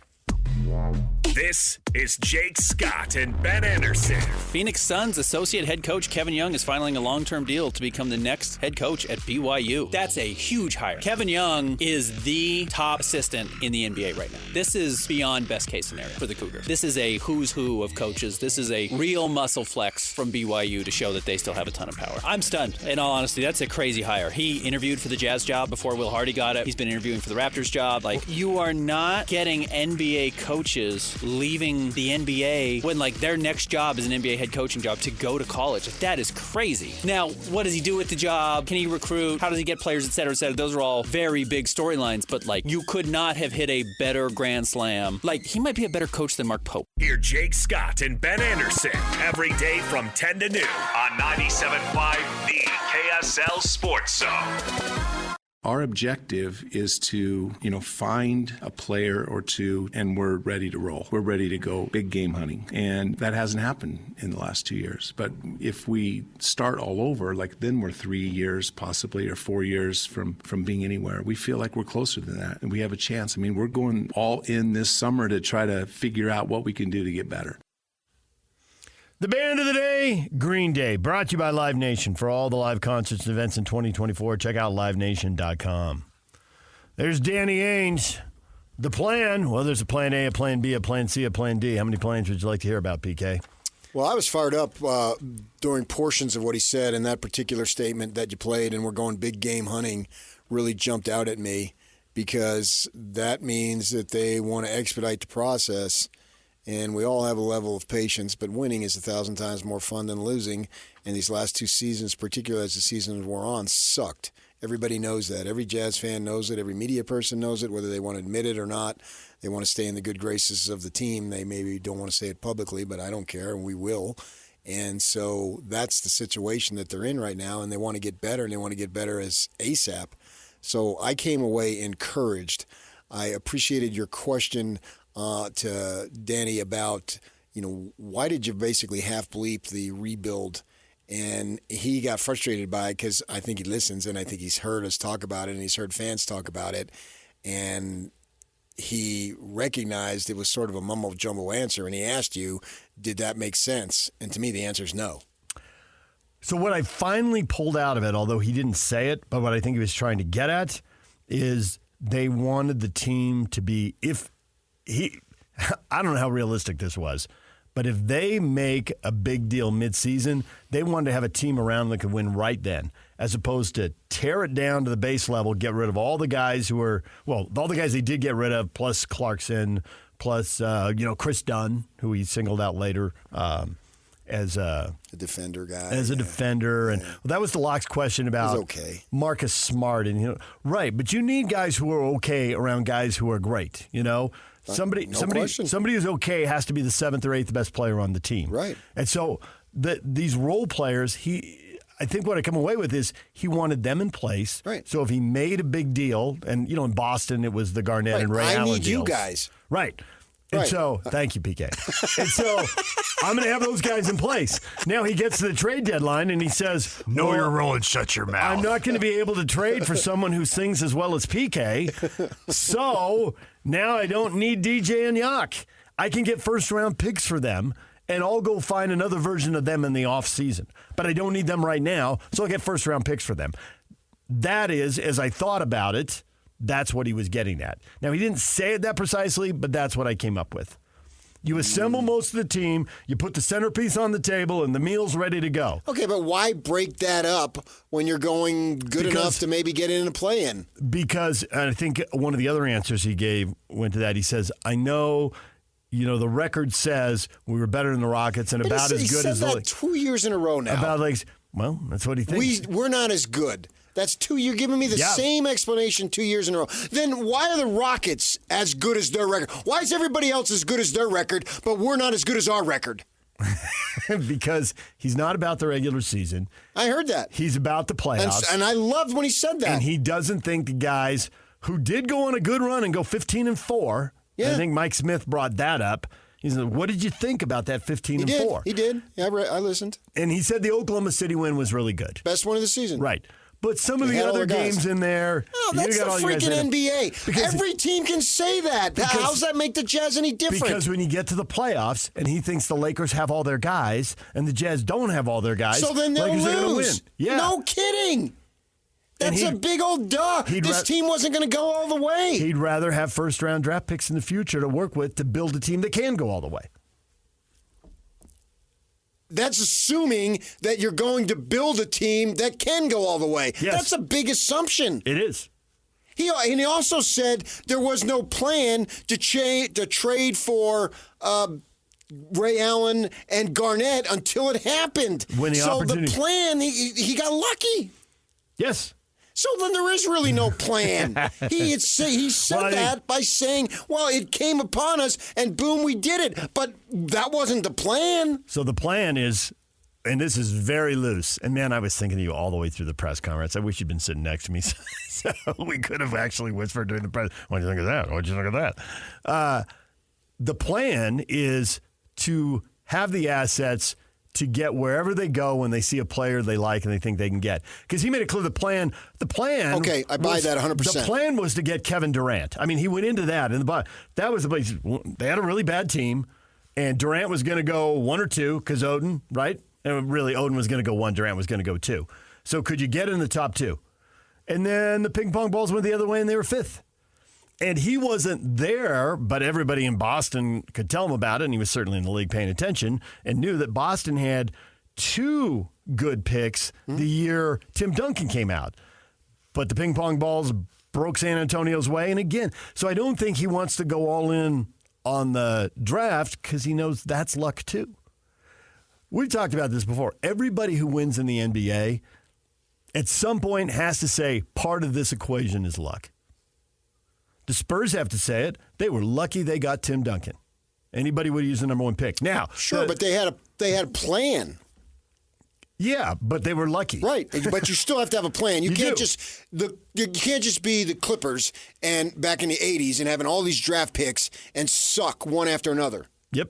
So you have to have a plan, and then the plan, you need some good fortune to shine upon the plan, and then you have to execute it too. He had the assets when Garnett became available. There were rumors about Garnett for years, and it didn't happen. But I don't want to be sitting here next year, well, our record wasn't as good. Yeah. We're not as good as you think we are. Okay, I'll give you that twice, but don't tell me 3 times. I don't want to hear it forever. These guys suck. But break them up. But he did say enough to give me all sorts of optimism in terms of we're big game hunting. We're going to go for it. We're not that far away. That was all good stuff. So I want to say thank you for spending 40 minutes or so talking about it. I really, really appreciate you doing that. And 75%, 80% of what he said, I wanted to applaud. They didn't get lucky at the trade deadline the first year. They didn't get lucky in the summer. They didn't get lucky at the trade line the second year. When will big game hunting finally yield the big game? Well, it's not going to be out there. They're not going to get it through trades. It's going to have to be draft. It's going to have to break their way. Those role players you spoke about that are very, very important, we both agree on that. All three of us agree on that. They can get those guys. Because he also said free agents don't move, and he's right. The big free agents, how many big-time trades? More and more they're signing extensions and not going to market. I suppose maybe you could. Maybe I can backtrack that a little bit. But he also said he didn't want dinosaurs. Is Kevin Durant a dinosaur by his description? Yes. Yes. That's Is what I thought. Damian Lillard a dinosaur by his description? Yes. Those are the types of players that tend to be available. If Kevin Durant is 25 years old and as good as he is he available? I don't know. I don't think so. DJ and PK, it's 97.5 The Zone. It's a Win Tickets Wednesday. Coming up in this 8 o'clock hour, we will give away concert tickets. We've got tickets to see Blue October, August 24th. And, of course, the last two topics, the Jazz and BYU, they intersect, and we will get to that next. He's had a big factor in this franchise's success, and he was great for me. Has been great for me throughout the course of this year. Having relationships with some of the players in-house, and some of the corporate knowledge of the organization. Right. I think all of that stuff is valuable. Whoever you have, it was Miles Simon for me in LA. The one holdover from the previous staff. Those guys are invaluable in the transition. KY has become a really close friend. I'm super happy for him. They are beyond lucky to have him at BYU, and he's going to do a great job. DJ and PK is brought to you in part by UNA Golf. Golfers, don't miss the UNA Golf Multi-Vendor Demo Day happening Saturday at Mulligan's Golf and Games. This is your chance to try out the new releases from all the major golf manufacturers and register to win free prizes. It's all happening Saturday at Mulligan's Golf and Games. UNA Golf, unmatched service, unmatched expertise, and the weather's supposed to be good Saturday, so that all works out. That's Frank Vogel talking about KY. The new BYU basketball coach. Yeah. I got to give the Cougars credit. Tom Holmoe has done a fantastic job as the athletic director. They identified their top candidate. And then went hard after him. Top available candidate. I think Mattson took himself out of the running immediately. That's not to say that they wouldn't have hired Kevin Young, even if Mark Mattson had shown interest. I don't know that. But the top available candidate, because Mattson wasted no time in putting out a statement to protect his program, and they went after their top guy, and they went all in on their top guy, and they got him. There's never been a coach hired in this state who has been ballyhooed as much as Kevin Young. Now, you love those types of questions. I do love that. I'm racing through. I'm like, Urban was a pretty big deal, and football's bigger than basketball. But at best, I can argue that. The Jazz aren't bigger. I mean, the Jazz are bigger than Utah football at that time. The sport, football's bigger than basketball. Right. Yeah. But, and the reason why I say the Jazz is because he's related to them, and he was an NBA guy. The situation with Kyle was ballyhooed because Utah and BYU both had openings at the same time and wanted him. But that's the situation. Yeah, and that was more local here. Right, yeah. Whereas this is getting everybody's attention because everybody in the NBA knew who Kevin was. This guy was a finalist for Brooklyn and then potentially Charlotte. Yeah. And he interviewed last year for the Jazz. So the guy's on the doorstep of being an NBA head coach. I don't think that's an inaccurate statement whatsoever. And BYU identifies one dude that they want. And they got him. And they go after him, and they get him. And they go down there Monday to seal the deal, and the deal was sealed. And they paid big, big bucks. 7 years, $30 million. Right. Why is BYU reportedly paying the new basketball coach $30 million? We've got a poll question up. Here are your potential answers. They want to win because Ryan has the dollars, Big 12 money, or it's all fake news. I think the Big 12 money and the fact that they're in the Big 12 makes a huge difference.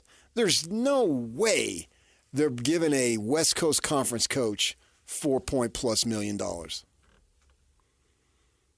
Yeah, I can see your point. You don't have to. To go play at Loyola and Pepperdine and San Diego and Portland and those places that high school gym that we've talked about, and you only need half the high school gym in some of these new high schools to account for the crowd. And BYU players yell, "Shut the F up." You can hear it point every blank. word. As if he's talking There was to one you. game.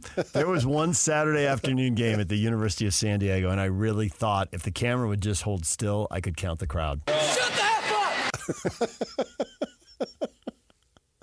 Hey, we beat your ass. Sit down. Oh, good one. Oh. Yeah, this is a Big 12, and it is. So you combine all those factors, and that's what you got. All right, the poll question's up. Go and vote. Why is BYU reportedly paying the new basketball coach $30 million? It's online on Twitter. David DJ James. Paul's already commented. He goes, all of the above. No, it's not all of the above. I don't think it's fake news. Exactly. But they want to win. Ryan has the money, and they have Big 12 money. Yeah, I can see all three of those things coming together. Uh-huh. And the pressure to win and compete. And like, LSU was good, but the way college sports works now, you can be good one year and humiliated the next. It doesn't take long. Look how quickly Cincinnati went from the penthouse to the outhouse. Yeah, They're crashing the college football playoff thing. Someone comes and hires your coach. Your players hit the portal. Next thing you know, how did we stay out of last place? And BYU basketball can be a real big moneymaker because they can roll in 18,000 people, whatever that configuration seats now, Mm-hmm. and they can. And it looks good on TV. They can make a run. Oh, yeah. Yeah, they're wearing school colors, the energy. They got that camera up there, getting a high shot of the arena. The whole place is bouncing. It looks like fun. If you're a non-Latter-day Saint and you're not Mr. Joe Party at every possible opportunity, why wouldn't you consider BYU, especially if you're on this side of the country? Because now you've got an NBA coach. The place is packed. You're a big man on campus. It theoretically is easier to win at a higher level in basketball than it is in football because you need many, many dudes. And in basketball, if you have 3 or 4, you're good to go. And I'll get you this side of the country thing, but I would also throw in international players. Yeah, international, but you can't right now make the NIL.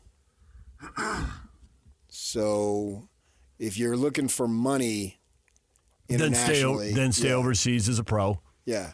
And go that route through the NBA I don't draft. understand why they do that, but that's beyond me. I'm not going to lose any sleep over it. You come on a student visa and you're not supposed to compete in our workforce.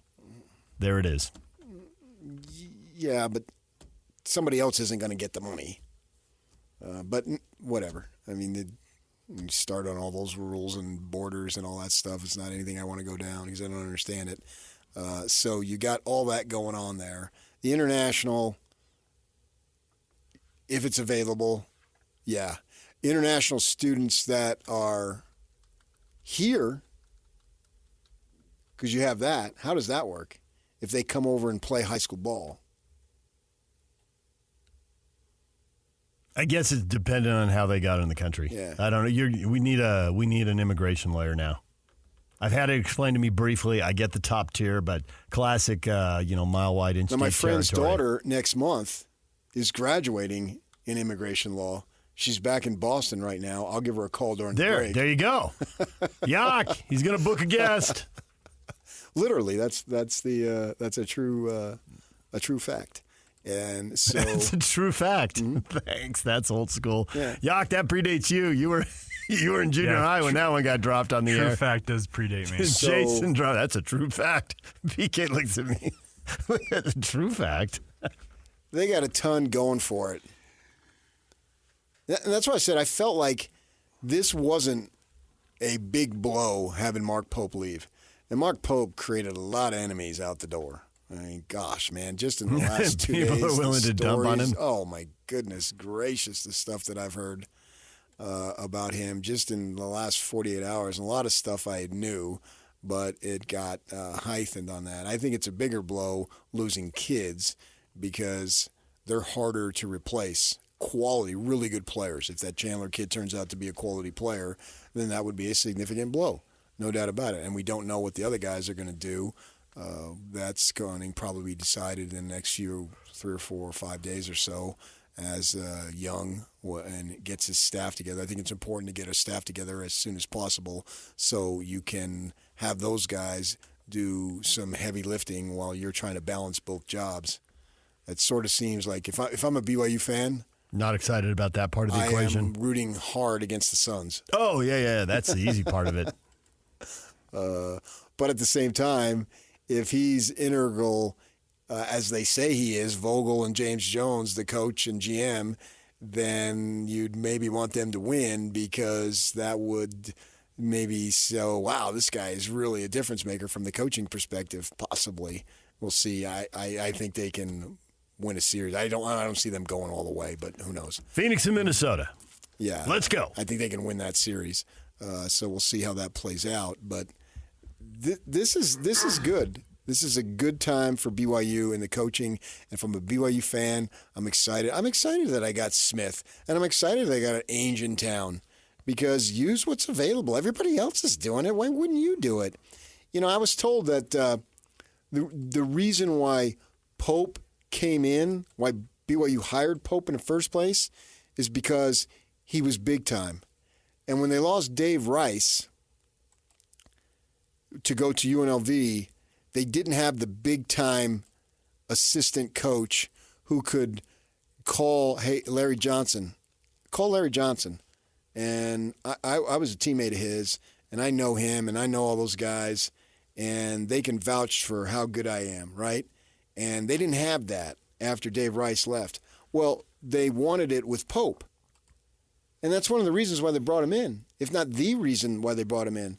And because I think he was back in Wake Forest, and I believe he was going to be out of a job. And so he wanted to be on the staff at BYU. And they knew that he had NBA connections. He has Pitino in his back pocket. And they thought that that would be important. And this is a fact. Whether you want to believe it or not, I couldn't give a crap. But this is a fact as to why they brought him on. If you knew who told me that, you would say, well, duh. And so that happened, and they brought him on. Well, Ryan Smith knows a ton of people now, and Ainge is a household name. Ainge obviously knows a ton of people. In the NBA. And if they can work for you and go Cougs, as Ainge said, he downplayed it, but you're not fooling us. We know. And I'm fine with it, man. I saw you on the road at BYU games 1,000 times over, talked to you 1,000,000 times in media rooms when BYU was playing. Right? He's scouting, and BYU's there. Plus, he had his kid on the team at the time, or some of the time. And so, great. Be involved. If I'm Tom, if I'm KY, be involved. That's only a blessing. That's not a curse. To have these guys here with the Jazz to be involved in that program is good news. Question up, why is BYU reportedly paying the new basketball coach $30 million? 37% are saying because they want to win. 18% for Big 12 dollars. Those are getting votes. But guess what the leader is? Right? Ryan has the dollars. 39%. So that's just a little in front of they want to win. There's a couple comments here that are pretty good. What do you got? Turkish. Had Dark Star Travels. Sounds mysterious. You do. Because college sports is broken. In order to compete, you need high-paying boosters. It's a standard non-story, made a story locally by BYU and Utah fans who always behave like spoiled children. There was a lot of back and forth over Ryan Smith's getting tax subsidies for the arena. He's bringing in the hockey team. Now he's using that money he's saving to pump up BYU, and Utah fans are out. I mean, a small, loud percentage of them are outraged by that. Whatever. Ryan's sitting on billions. He's not. Yeah, it's so far out of my league. If your definition of money corrupting college sports is equal to broken, I can agree with you. But I can tell you from the basketball sense, man, it has been broken for a long time. A long time. Sam Gilbert, UCLA, Dynasty, 60s and 70s. So you're going back 60 years now. So I saw things. I was aware of things. I had one coach tell me, another coach called him and said, man, we can't afford what that Coach C is paying. He's breaking the pay scale. Yeah. These are coaches that are coaching today. And this was before the NIL. And everybody knew it. Come on. To get tens of thousands of dollars just to get an in-home visit. Josh says, I don't know what the right answer is to your poll question, but Ryan Smith is putting on an all caps epic shopping spree this week. BYU basketball coach, we assume press conference for a hockey team Thursday or Friday? Yeah. Arena renovation or new construction to follow? Well, epic shopping spree. They already renovated. Are you going to renovate it again? Yeah, to change the sidelines for hockey. Nah, just build a new one. DJ and PK, it's 97.5 The Zone. Duane Rankin, Phoenix Suns reporter and insider for the Arizona Republic, is going to join us next. He covers the Suns. He knows a lot more about Kevin Young than the rest of us, and we will learn from him next. The NHL is coming to Salt Lake City. It's about time. I have been waiting decades. This is huge news. As Utah prepares to welcome the National Hockey League. This city has long deserved a second pro squad. The Zone will have all the coverage from every angle as we'll be with the new team every step of the way. From every moment of the offseason right up to when the puck hits the ice in the fall. A new era in Utah sports. Your home for the best coverage of the NHL in Utah is right here on 97.5, the KSL Sports Zone. DJ and PK, join us Friday. And by us, I mean Hans and Scotty G. They're going to be live at Spa Trouvé in Highland, 5455 West, 110 North, 11,000 North. Always bugs me when they get to the 5 digits. I never know how to pronounce that and say that right. Stop in and say hi. Hans and Scotty G will be broadcasting live from noon to 3. DJ and PK, it's time to welcome in Duane Rankin, Phoenix Suns reporter and insider for the Arizona Republic. Duane, good morning. Good morning, sir. Everybody and everything moving from Phoenix to Salt Lake. I never thought I would say that, but apparently here comes a hockey team, and definitely here comes a basketball coach. Starting to see a trend here. I guess the first question for you is, we don't know Kevin Young at all. How well do you know him, and how much can you tell us about him? Well, first off, he was the player development coach for Devin Booker. So that's the initial start to what he has been with the Suns franchise.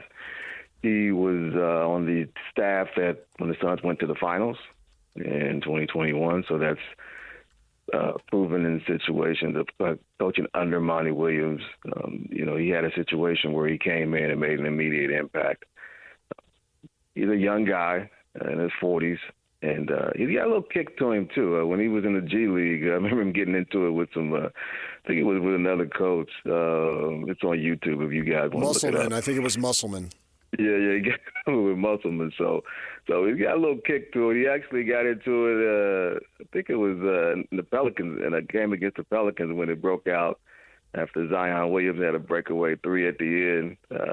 And then he was barking during the series with Denver last year on the sideline when Durant pushed Jokic away and Kevin was involved. He got it stuck his nose in that. So he got some kick. He's kind of laid back when you talk to him, but he gets after it in that sense. But as far as his ability to coach, when you've coached in the G League, all you got to do is look at the history of the G League of guys that have came through that and been successful, i.e. Nick Nurse, i.e. Taylor Jenkins. Yeah. Those are guys that made that travel to the league. And Kevin, he was making that trajectory. He had been on several interviews, been a finalist for several NBA head coaching jobs. So I think eventually he would have gotten one. But obviously the opportunity came to go back home. He's from Salt Lake, of course. The coach BYU, and he took it, a long-term deal. And, I think it's a move for him that fits in terms of him being back home and BYU, the coaches. When you look at Frank Vogel and James Jones yesterday, just raving about what Young brings. I'm curious to see offensively what they look like because here in Phoenix, they ran pin downs and obviously movement, and but you got one-on-one players here, so it kind of bogged down sometimes. But just get the ball to Durant and Booker and Beal and let them go do something.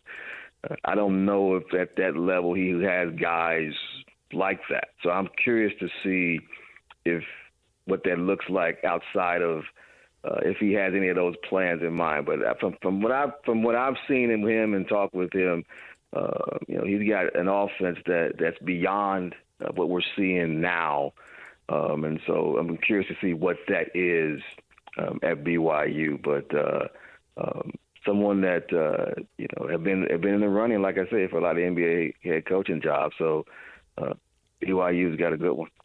So his specialty is offense, then? Yes. He's an offensive. He especially is an offensive coach. But I think, but I speak of just on the attitude part of him, being someone that's highly competitive. I speak on that just because I think that might translate on the defensive side. Yeah. Because that's pretty much what that is. Can you keep the man in front of you, have an idea of, hey, look, I'm not letting you score. And so I think that you might see that part of him come out on the defensive side of the ball. That's one of the reasons I bring it up. He and I have never went back and forth like that. So, but he has some kick to him, and I think that'll be interesting how that translates to the college level.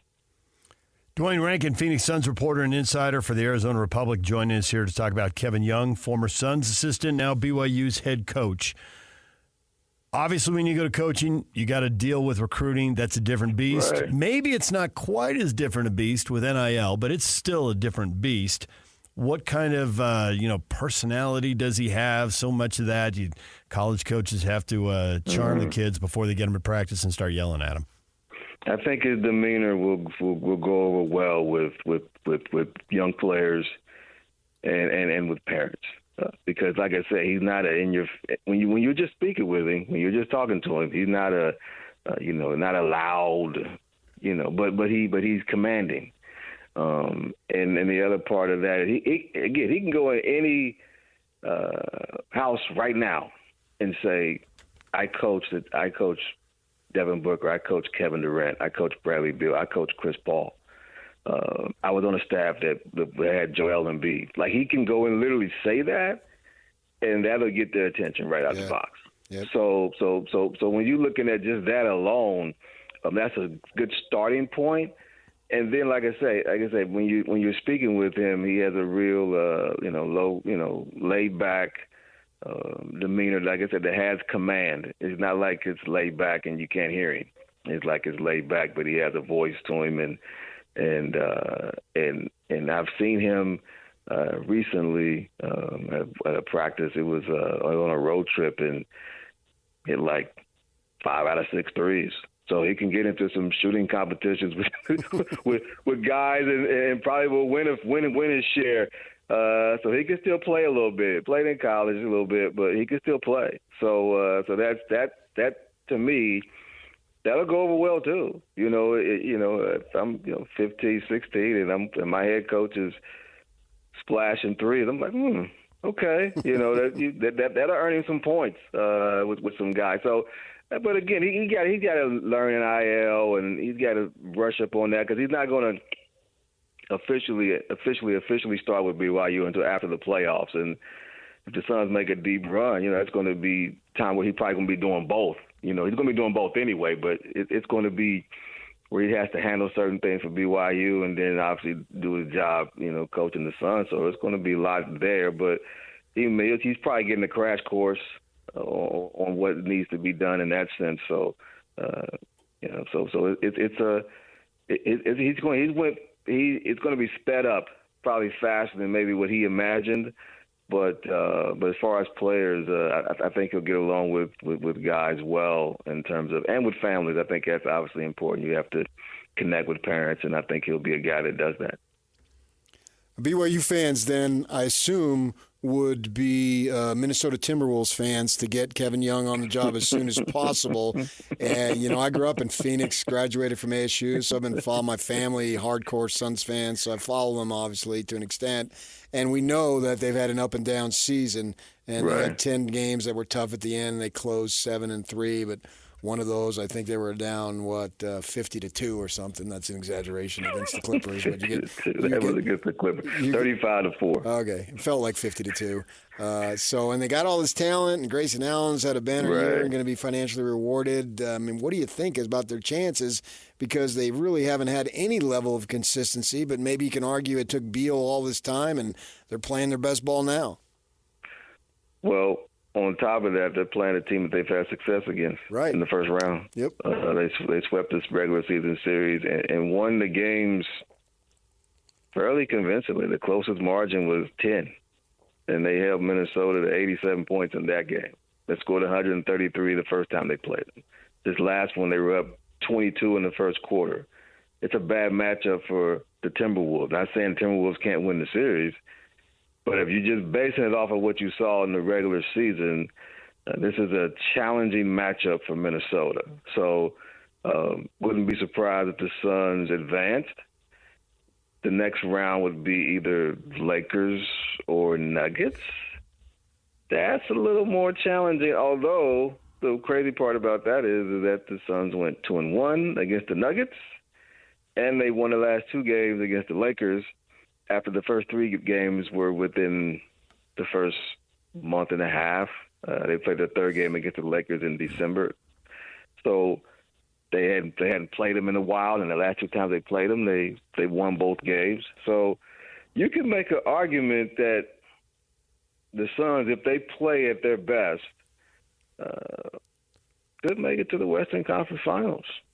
Or, because they've been so inconsistent, could lose in the first round. This is such high stakes because they are paying so much money to some guys. And that, Durant, I don't think he's going to be Tom Brady and at the top of his game at 44 and 45. So this is it. Now, they said the right things. Are they really happy with him taking this job? Or it's all business and the timing is what it is and everybody just rolls with it? Or is there a little bit, I can't believe he's bailing out on us right now. This is when it really matters. How's this going over? I guess the way I look at it is, Kevin, he was the holdover from William's staff. And when you're the holdover, they paid him, for him to stay. He's getting more than $2 million a year. Obviously, he's getting much more at BYU, but they paid him to, and he's just part of he was a part of the transition. They're bringing in new staff, trying to figure out what to do, get their bearings together. Obviously, he was on the offense in that sense, but I don't think it's upset that he's leaving. Because he's staying with them through the playoffs for one, and then two, I think that Kevin was trying to get another job anyway. It's not like they were like, oh, why are you? No, he was already trying to get an NBA head coaching job. So when you're in this business, you don't look at it as, or you shouldn't look at it as, hey, why are you leaving? It should be, oh, okay, we did our part to help him get an opportunity to be a head coach. And so that's how it should be viewed, and I believe in a lot of respects that is how it's being viewed by the Suns. I don't sense them being upset. I hear what you guys are saying. They said all the right things yesterday. He's been great to us, and we're happy for him. And I believe all those things to be true. But I don't think I don't get the sense that they're upset that he's leaving. I get the sense that they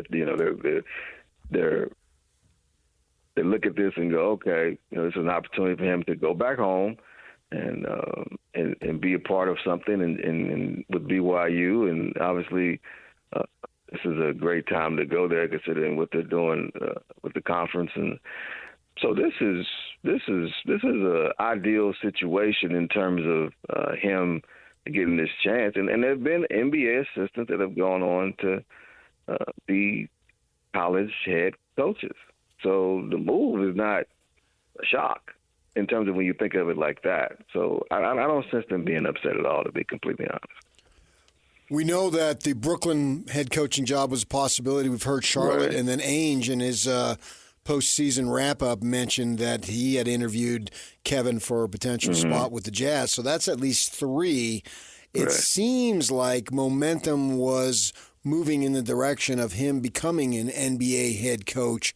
With that in mind, whether it was this year, next year, or whatever, do you have any level of surprise that he said, "I'll take the college head coaching job"?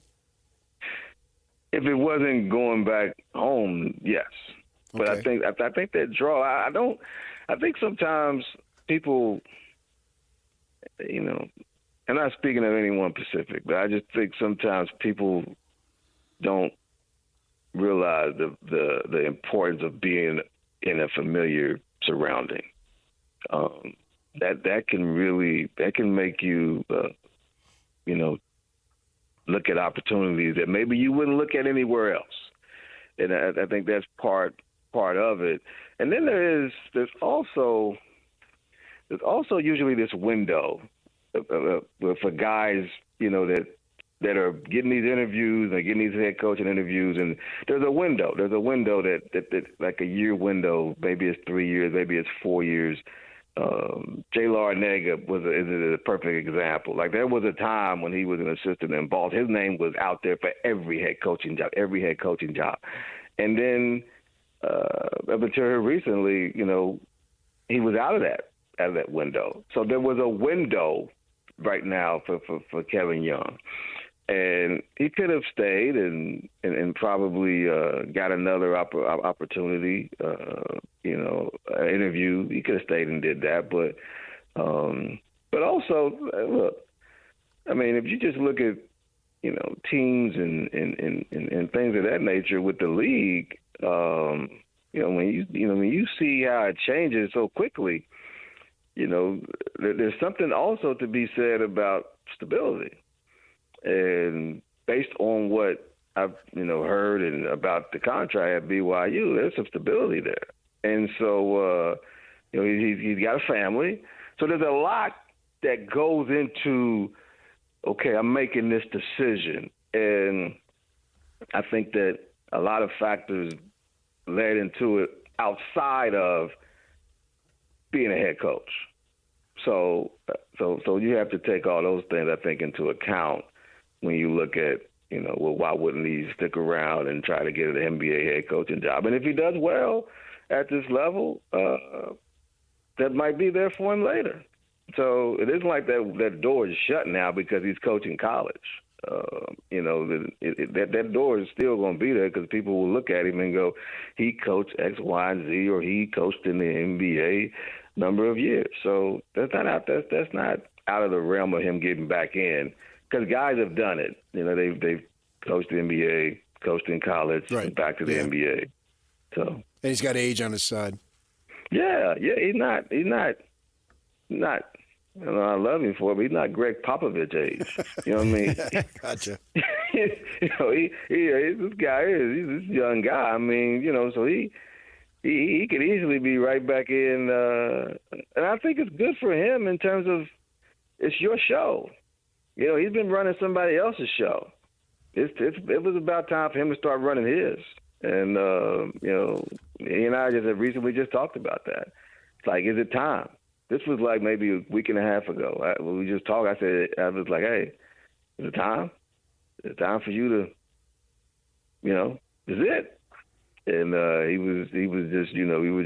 wasn't, like, yeah, it's time for, no, he wasn't saying that, but, he was just kind of, nodding like, hey, it's time. And clearly him going to BYU is an indication of that. He's Duane Rankin, Phoenix Suns reporter and insider for the Arizona Republic. Duane, we appreciate a few minutes. And if you hear of anybody else in the world of sports moving north to Salt Lake, give us a heads up, all right? I'll let them know. Talk to you guys first. All right. Thank you, Duane. I got DJ and PK, it's 97.5 The Zone. Is it a family affair with Kevin Young? Yak just retweeted something. We will get to that next. Stay with us. Ladies and gentlemen, may I present... This is JJ and Alex. Greg Wyshynski, who covers the NHL for ESPN. The interesting wrinkle here for Salt Lake City is that Vegas and Seattle obviously both entered this league in the last couple of years and both had the benefit of the expansion draft. And the expansion draft rules were changed for Vegas to the point where both those teams got real good real quick. If you're getting a relocated team, you don't have the same benefit. So it's a little bit of a different situation for Salt Lake City than it was for the Kraken and the Golden Knights. But I still think they're inheriting a team that has some good young players, a lot of draft capital, and more than anything else, a whole lot of cap space heading into next season. Catch JJ and Alex afternoons from 3 to 6. Presented by G2G Bars on 97.5, the KSL Sports Zone. DJ and PK, it's a Win Tickets Wednesday. Caller 12 right now, 801-575-ZONE. 801-575-ZONE wins a pair of tickets to see Blue October in concert at Utah First Credit Union Amphitheater on August 24th. Pick up the phone dial right now, 801-575-ZONE. So, Yak, while we were talking to Duane Rankin, you were out there reposting stuff. So, Kevin Young, the new basketball coach at BYU, 7 years, $30 million. And his brother is a recruiting analyst and runs events. Yeah, his name is Justin Young. He's done this for 2 decades. He now has a site called Hoop Scene, SEEN, where it runs events and also helps out with identifying talent at the high school ranks. Oh, the pipeline. So, yeah. Could he be the DPP for the staff? We'll see. Man. Kevin, time to go call Justin and put him on staff. You've been in the pro game, but guess who's dialed in? This is just going to be a new day, man. If I'm Kansas, I think about leaving the Big 12. They are thinking about it, if they can get in the Big 10. No, I'm talking about Pick us. Going to the Summit League, Horizon. The Summit League. Kansas and South Dakota tonight at 7 on ESPN+. I mean, this is all about BYU. These are going to be glory days, and they're not going to pass them by. You got KY. Oh, press conference tonight. Going to be televised. Is it going to be televised by BYU TV? This is ballyhooed. I can't think of a better word than ballyhooed. Can you? Not off the top of my head. Right. You're rolling right now. I was just going to sit over here. The bottom of your feet. This guy, Kevin Young, is coming in. He's leaving on a jet plane today, and he's going to be here at the Marriott Center, the house that KY renovated. Step aside, devotionals. The biggest thing in that building is going to be BYU basketball. You're going to have guys begging to come back, and KY is going to say, sorry, we don't have room for you. When we come back, Tim LaComb, Utah Jazz radio analyst, former BYU and Utah basketball staff member, will join us, and we'll ask him the question of the day. Why is BYU reportedly paying the new basketball coach $30 million? We got a poll question up. They want to win, 42% of the vote. Ryan has the dollars, 33% of the vote. Big 12 money, 18% of the vote, and 6% say it's all fake news. DJ and PK brought to you in part by Uinta Golf. Golfers, don't miss the Uinta Golf multi-vendor demo day happening this Saturday at Mulligan's Golf and Games. This is your chance to try out the new releases from all the major golf manufacturers and register to win free prizes. It's all happening Saturday at Mulligan's Golf and Games. Uinta Golf. Unmatched service, unmatched expertise. Tim LaComb, next, right here on The Zone. Nominate the youth sports volunteer that you know for the Hercules Hero of the Week. Submit your nomination to KSLSports.com/contest, and then listen every Thursday afternoon to JJ and Alex for the winner. Help us celebrate the efforts of those volunteers making an impact with the Hercules Hero of the Week, and it's sponsored by Hercules Credit Union and Beehive Meals. Just when you thought you had it all. DJ and PK, it is time to welcome in Tim LaComb, Utah Jazz radio analyst, former BYU and Utah basketball staff member. Tim's appearance is brought to you by Spherian Staffing. Are you a business owner? You have better things to do than to job hunt or scramble to find your next great hire. Let Spherian Staffing and Recruiting do it. Visit Spherian online at spherian.com/Utah. Tim, good morning. Good morning. How are you? Good. Tom Holmoe has man, it's wonderful. Wonderful. I'm glad you're good. Tom Holmoe has a football program to run, and Ryan Smith's buying a hockey team. And Danny Ainge is emotionally invested in BYU, but he's trying to put together a winning basketball team. So I'm figuring that you and Spherian Staffing are the reason that Kevin Young is coming to Provo. Am I right? Well, it's one of the bigger jobs we've ever staffed. We're thrilled about it. No, yeah, I don't think it has anything to do with Spherion, but man, it's exciting. Crazy, great news out of the program yesterday, and it was looking kind of bleak. Things guys were running and transferring, and I think BYU made a very solid, strong move to really kind of solidify the program. I mean, I know a big part of this was Kevin's ability, and understanding that he wanted to kind of settle down. The NBA, the rigor of that is crazy. And he's got kids 10 and 11, I think. And I heard through the grapevine, more than anything, he was thrilled about the opportunity to be in one place, not travel, to the level that the NBA requires. And, maybe even watch your kids play from time to time. So all that came about. I think the connections have been in place for a long time, and the knowledge of one another. But, from a former guy who, has kind of been on the sidelines for 5 years. I'm really excited to see this, and excited to see what Kevin can do, going forward. What's he need for assistance? More than anything, I think he needs guys that understand the current lay of the land. I think this is very, very interesting time. My understanding is there's been a major upgrade to in NIL, so I think the scene's set. I think now it's just a matter of finding, a handful of guys that are committed to the same things, understand the lay of the land, like I said, and we'll get out and hustle. Some familiarity, obviously, with BYU, some familiarity with the state wouldn't hurt.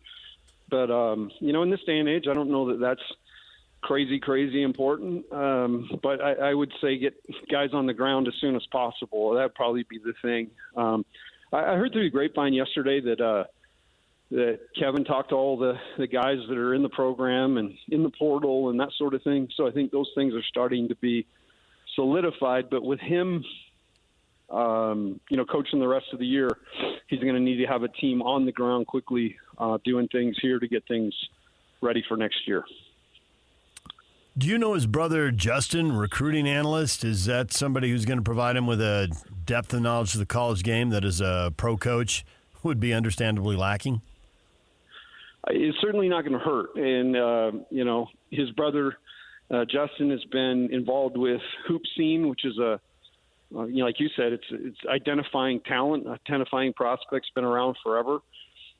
Certainly won't hurt. And I'm sure, basketball is a really fraternal organization.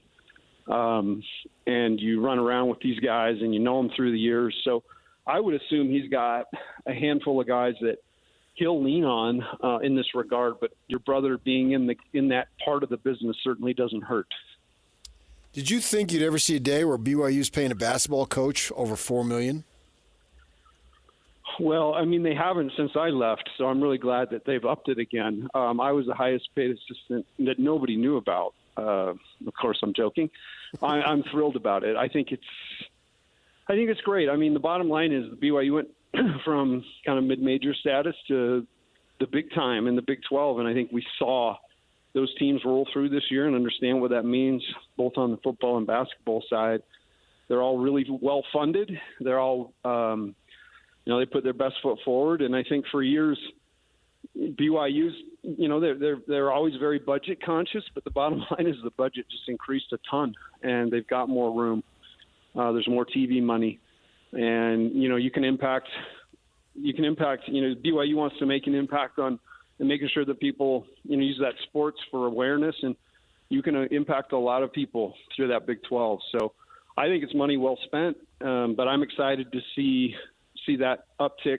I used to talk to Roger Reed all the time, and he would tell me that as an assistant, I'm making way more money than he ever did as a head coach, and I think that's just the way it works through time. But I'm thrilled that they made that commitment, particularly to such a good dude. I'm curious how surprised you are by this, because I was talking to you and we were discussing some of the obvious candidates in that, and some of them were communicating with you. And then I was getting up to leave, and you said, don't forget to watch for Kevin Young. And just the thought that he was in the NBA and that close to being a head coach made it seem like a huge reach. And I don't think you could know the financial commitment they were going to make to him, and that, makes it less of a huge reach. So how surprised are you by this? He was on your radar. But, man, I talked to you a long time, but you did want to say his name before I left the room. So how surprising is all this the way it's played out? Well, I think it's really surprising. It's a departure from the way things have been done in the past. But as you say, being kind of somebody that I was at BYU 12 years, so I met so many people that came through there, and we interviewed a bunch of the guys who were being talked about, through the years. And so I would just generally get calls saying, hey, have you heard anything? Have you heard anything? And, it's interesting. I had a member of the media called me. I was at lunch on Monday afternoon. I was at Jersey Mike's having a nice Mike's Way Jersey Mike's Italian sub. And my phone rang. It was a member of the media, and they're like, hey, I'm hearing it's Burgess tomorrow at noon. And I had just, that morning talked to Chris and understood that, there hadn't been any kind of major discussions yet. And so just kind of hearing that, I knew that they weren't talking to a whole lot of people, but they were talking to somebody. And, we're able to kind of dig it out. But two things, I said, there's two things wrong with that premise. Number one, I don't know that Chris has talked to anybody quite yet. And number two, tomorrow's devotional at BYU, and they would never schedule a press conference on devotional day, which I know because I was there 12 years, and you couldn't schedule games on Tuesdays. Tuesdays are sacred there. So I just knew how important that was. And so anyhow, I just felt like maybe this is the move. I mean, the Big 12 requires, I thought about it, how humbling it would be for a guy who'd never coached a game to take the court and look down the sideline and see Bill Self, to see Kelvin Sampson. I mean, you're in the big boy club. And so I think BYU needed to go out and hire, a guy who could handle that, and certainly the highest paid NBA assistant. And you say, man, the bottom line is they made a commitment to him for a long time, and they made him an offer that he certainly is making more here than he would there. So I think all those things, they made a full court press at him. And I think, I've heard that he may have turned down the Nets job even. That's how serious he is about this thing. So, surprise across the board, but, man, excited about it too. Recruiting obviously is a big deal, and that's how you get the talent. How much difference do you think it could make when he goes into homes and says, I've been in the NBA, I've coached Booker, Durant, blah, blah, blah? Well, I've seen it. I've seen it with guys that played, and they can use that. But I think the immediacy and the current nature of the game and how Kevin's so familiar with it and can talk about guys that are relevant to this generation, I think it's going to make a big difference. And when you start digging into it and you hear people talk about him, James Johnson, the GM, yesterday, Frank Vogel, the coach, some of the players' comments, about how they're excited but bummed. He's a guy that's really well liked and has the respect of all those guys. So basketball's, the pinnacle of basketball here is the NBA. Everybody talks about it. Everybody wants to play in it. So I think the more you understand it, the more you understand how it works. It's better for you. And Kevin will have, he doesn't have to lean on anybody else's knowledge. He can tell them straight up, I know the coaching side, I know the business side. I know, I can tell you stories about how guys' journeys were, and to have that intimacy with the game is really going to be helpful. Where do you think the NIL pool is now? It feels like a moving target off the numbers I'm hearing. I would say it's healthy. a couple $1 million a year, that I think they could have access to if they find the right guys.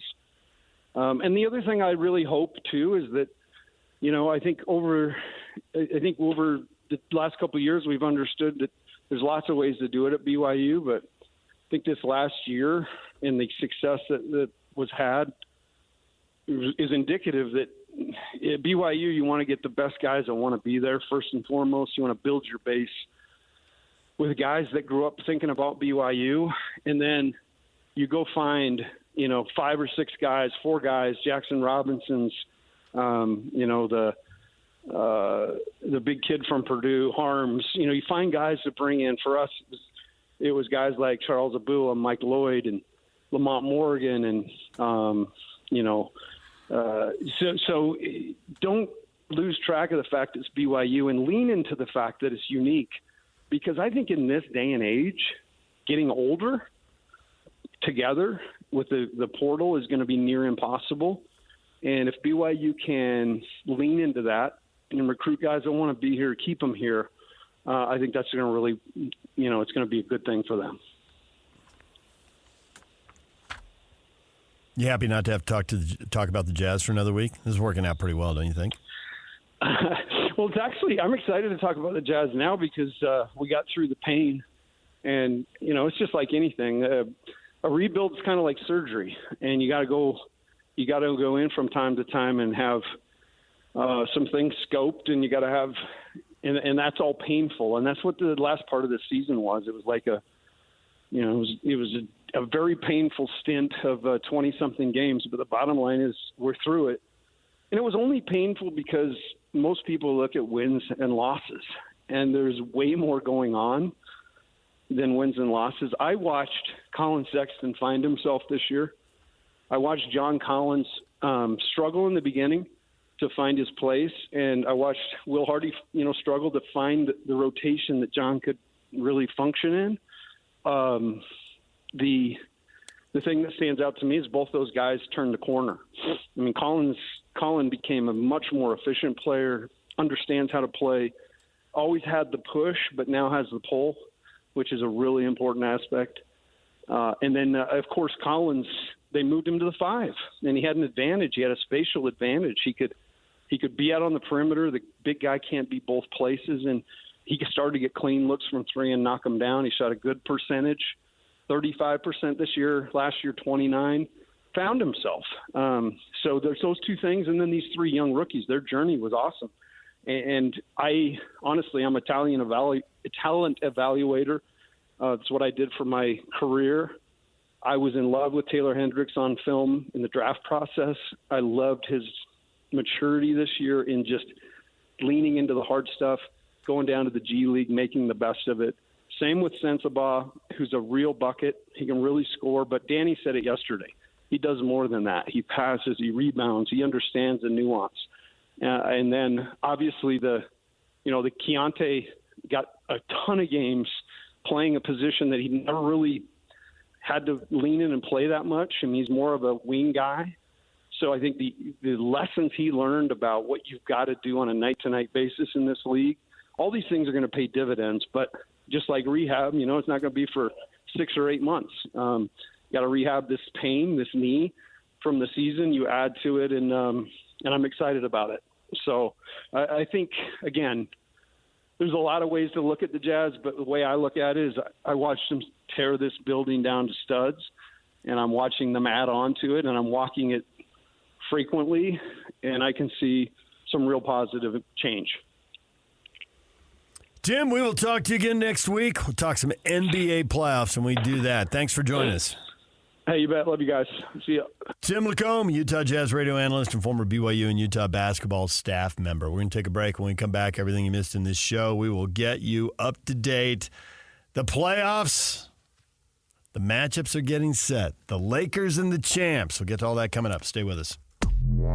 This is Jake Scott and Ben Anderson. Phoenix Suns associate head coach Kevin Young is filing a long-term deal to become the next head coach at BYU. That's a huge hire. Kevin Young is the top assistant in the NBA right now. This is beyond best case scenario for the Cougars. This is a who's who of coaches. This is a real muscle flex from BYU to show that they still have a ton of power. I'm stunned. In all honesty, that's a crazy hire. He interviewed for the Jazz job before Will Hardy got it. He's been interviewing for the Raptors job. Like, you are not getting NBA coaches leaving the NBA when their next job is an NBA head coaching job to go to college. That is crazy. Now, what does he do with the job? Can he recruit? How does he get players, et cetera, et cetera? Those are all very big storylines, but you could not have hit a better grand slam. He might be a better coach than Mark Pope. Hear Jake Scott and Ben Anderson every day from 10 to noon on 97.5 The KSL Sports Zone.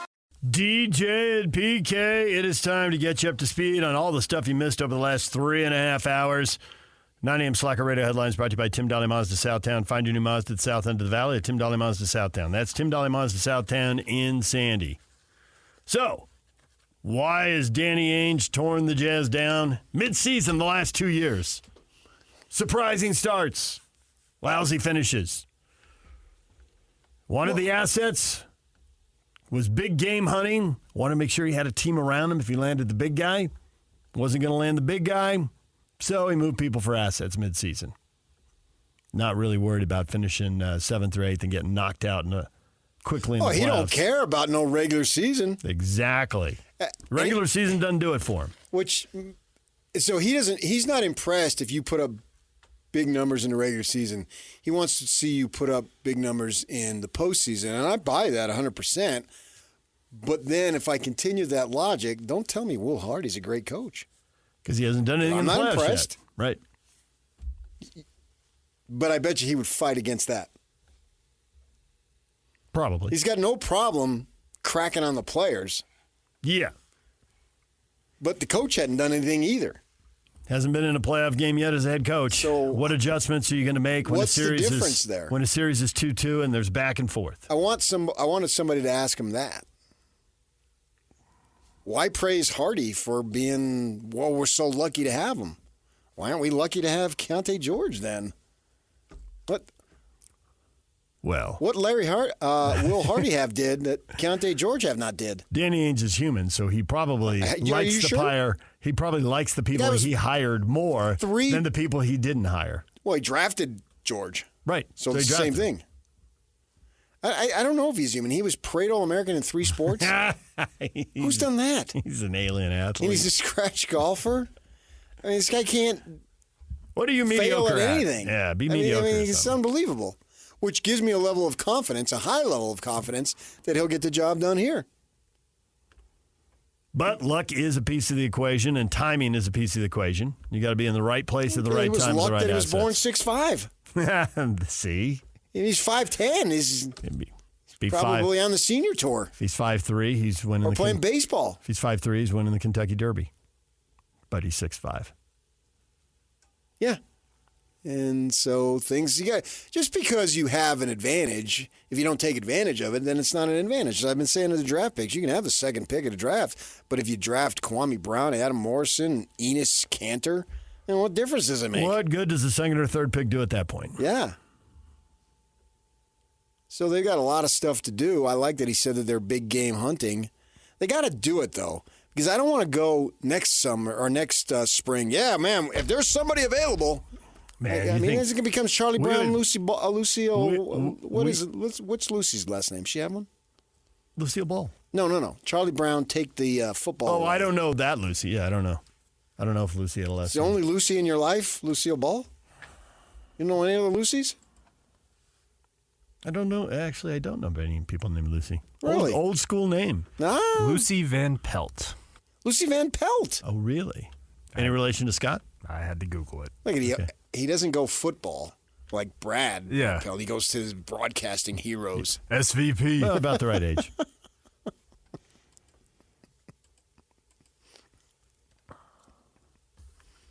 Anything else you'd like to say about the Jazz and the season ender before we make the transition with the Danny Ainge quote to make the transition?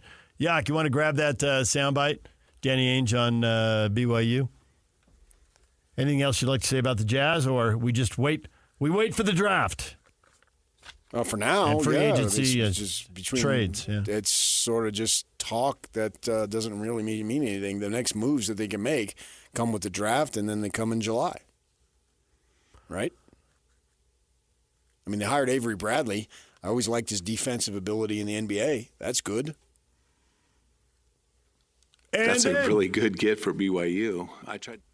That's a really good get for BYU. I tried to hire Kevin about 10 years ago to run our G League organization back in Boston. He was a guy that we interviewed last year for the head coaching job here and was incredibly impressive. I knew after those interviews that he would be a head coach. I thought a head coach in the NBA anytime soon. I know he was in the Brooklyn chase and in the Charlotte chase as well, and should have been. That's a great get for BYU. Unbelievable. That's fantastic. Thanks for sharing that news. That's great. That's awesome. Let's go Cougs. Thanks for sharing that news. I had no idea. And who shared it? He had no idea the press release was out. Who shared it? Me. Oh, geez. You're always helping. No wonder why they like you over there. I figured this was the last chance to get Danny Ainge to talk about this hire for 4 months, 5 months, 6 months. When was he going to talk again? How many months? I don't know. Talk at the start of the season. Maybe talk on draft night. If you text him a player, he'll see it. Oh, yeah, right. He did say that. I'm like, okay. Who has Danny Ainge's cell phone? And start I did have it. I talked to him on his cell phone. Oh, yeah? Yeah. And I think it was like, don't ever call me again. Okay. Do not call this number again and lose it. Dick Vermeil did that to me one time. Oh, he did? Yeah. He just was screaming at me. How'd you get this number? Don't. Croton had it. I had Croton's cell phone, and then he I remember that story. Yeah. He got all bent out of shape. I'm like, dude, you're just a coach, man. None of you are all that special to me. Now a rock and roller, that's another story. NBA postseason started. The Lakers beat the Pelicans, so the Lakers are playing in Denver. Can they get a game? Can they get two? Can they put pressure on the champs? Oh, I don't think there's any question they can do that. They didn't last time. They got swept. But it's another year they can take another shot at the Denver Nuggets. But you can get swept and have four-point losses. 4 tight games, yeah. Kings knocked the Warriors out. What does Golden State do now? How do they rebuild around whatever Steph has left? I mean, I think the easy answer is they don't. They can try something, try to reinvent themselves. But has Steph played in the Western Conference Finals for the last time as a Warrior? I mean, if he gets moved somewhere, then all bets are off. He's one of those guys that don't get moved. And I think that's probably the safe bet, is that he's in one uniform his entire career. But I've seen other guys moved. Not at that level. Who? LeBron. LeBron moved himself. He didn't get moved. He didn't get moved. He moved himself. He chose his own I think path. those guys who, Shaq, I guess, if you have 4 championships or more, right, you're in pretty rarefied air. And I think Shaq is the only guy. Kareem moved himself one time. He didn't move himself at the end. You saw some guys who didn't win at all move. Right. I but guess you're talking at did. Steph's level. He won 2 and finished in Toronto. Ewing didn't win at all, and he finished in Seattle. Yeah. Pippen. So there have been some. But I don't know that they've been the most identifiable player. Yeah, I mean, Pippen's at an awfully high level, but this is a higher level. Yeah, right. Steph Curry's the best. He's the man. He's the man on a 4-time champion, and he's the man. Yeah. So I guess really Kareem moved once and Shaq moved a lot. I mean, at the end, He might move if that city council, did they approve that low income housing that was down the street from him that he didn't want? I'm out. Nice. Yeah, I'm accepting of all. What? I heard your guy Wilbon. I was at the gym and they had PTI on, and I was standing right there.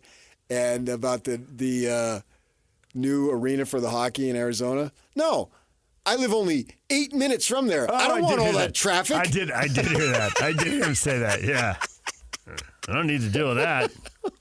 Please. Way to take up the cause for the man. Not in my exclusive North Scottsdale neighborhood. I don't need 15,000 of you people jamming my roads. Even though he's only there like 3 or 4 months a year.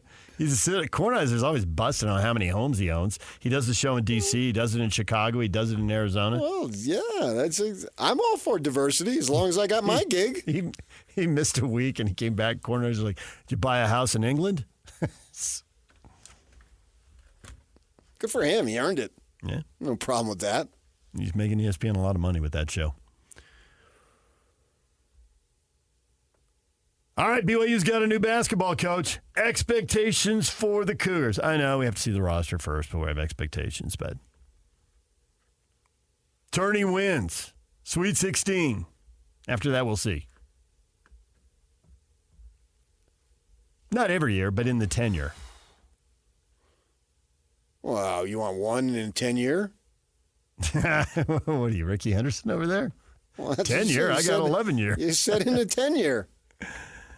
Now, I'm going to say there's going to be more than a couple of Sweet 16s. Oh, no, you're just messing around. Greg Wrubell somewhere groaning Can right now. I clip that and hold on to it for a decade? Oh, sure, why not? Yeah, you can put it out on Twitter.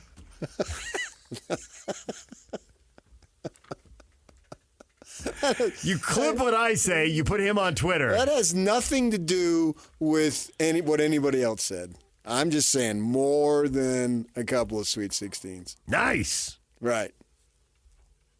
Tourney runs are fun. They are. And, well, speaking of following along the lines of what Ainge is saying, that's what it's about. And I agree with what Ainge is saying 100%. It is about what you do in the postseason. And we are postseason junkies. Yeah, you want to get to the level to where it's what you do in the postseason. Majer's got to that level, right? What did you do in March Madness? They did a lot. Sweet 16. Sweet 16 again. Yeah. Elite 8. And that's Title game. That's what really just jacks up your program and gets so much energy into it by everyone. And it'd be exciting if this Kevin Young can do it. That would be great. I'd love to see them all do it. Utah, too. Utah State, you name it. Postseason wins are the best wins. Yeah, because then normally you're not coming out of the blue. Like Utah State's run, once we got to like mid-February, it was on, right? Everybody knew it. Yeah, and it was a lot of fun. And it was a lot of fun to be down. January could have been a little surprising, but you're right. By February. Right, that's what I'm saying. Some people's expectations were up in January, but in February, everybody's expectations. And then going to Vegas, I had a ton of fun covering that team in Vegas and then to watch them in the NCAAs. So usually you're not coming totally out of the blue. I mean, North Carolina State did. You could argue, fine, good for them. But it's building. And even for BYU, it was building. Now, it ended in disappointment, but it was building by late February. So that just adds to the excitement, particularly when the Jazz are down. We need it. All right, anything else we talked about in this show that you want to pass along to the people? A lot of excitement over Kevin Young. We had Duane Rankin on, Phoenix Suns reporter, insider for the Arizona Republic. He gave good information. And, this Young is going to be here speaking tonight, and a lot of thought that he turned down the Nets and this thing here. I don't think he necessarily turned down the Nets to take the BYU job, but then the BYU job becomes available, and he jumps at it, and they pay him a ton of money. There's never been a more ballyhooed coach coming into our community. Never. Move over, Urban Meyer. Never. Yeah, we really didn't know what we had in Urban. I think you're looking not to the level. You're looking at Urban in retrospect. There was excitement over him, but not to this level. Yeah. He was going in a program that hadn't won an outright conference title in 50 years. And they had a good program. Right. But the anticipation was he was going to win and leave. I mean, he got questions about leaving at his press conference when he was hired. Like, this guy isn't here long. He's a mover and a shaker. Well, as Yak knows, we didn't know we were going to go. We didn't know we were going to see 22-2 out of the guy. Yak knows He ain't here for a long time. He's here for a good time. You got to sing again? George Strait, my man. Sing it, PK. You would love that tune. I've heard that tune. It's a good tune. And no, love it. It's not like it. This is 3 Scoops. Ooh, now you're talking my language. I know I am. That's why I went right to it. Sweet. Yeah. Literally. Napoleon, swirl, what is it? Straight V? Straight chocolate? I'm about the chocolate. Straight chocolate? Chocolate chip. Oh. Yeah, I can't have straight chocolate. But I'll go chocolate. Rocky Road. Cookies and cream. Cookies and cream, chocolate chip, Rocky Road. Those are all good options. Yeah. Nothing mint. That's my wife's favorite flavor. She's all about the mint chip. No, I just... I don't even have to ask. I know. That's revolting. Yeah. I would leave her. I mean, right there. I mean, I'd not. At the ice cream shop. Yeah. Immediately.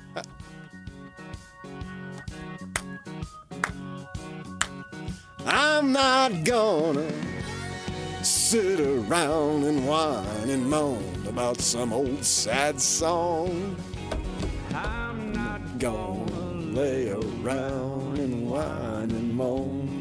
Somebody done me wrong. This is a great tune. Don't think for a minute that I'm gonna sit around and sing some old sad song. No, Sneaky, come on, start bobbing your head. Not a half-empty glass. Every day I wake up, and we've got the chorus is coming up. 3, 2, 1. How long you here? I'm here for a good time. What about the alcohol? Sounds like an honor code violation to me. Pour me some moonshine. Yeah, I'm in a better mood now.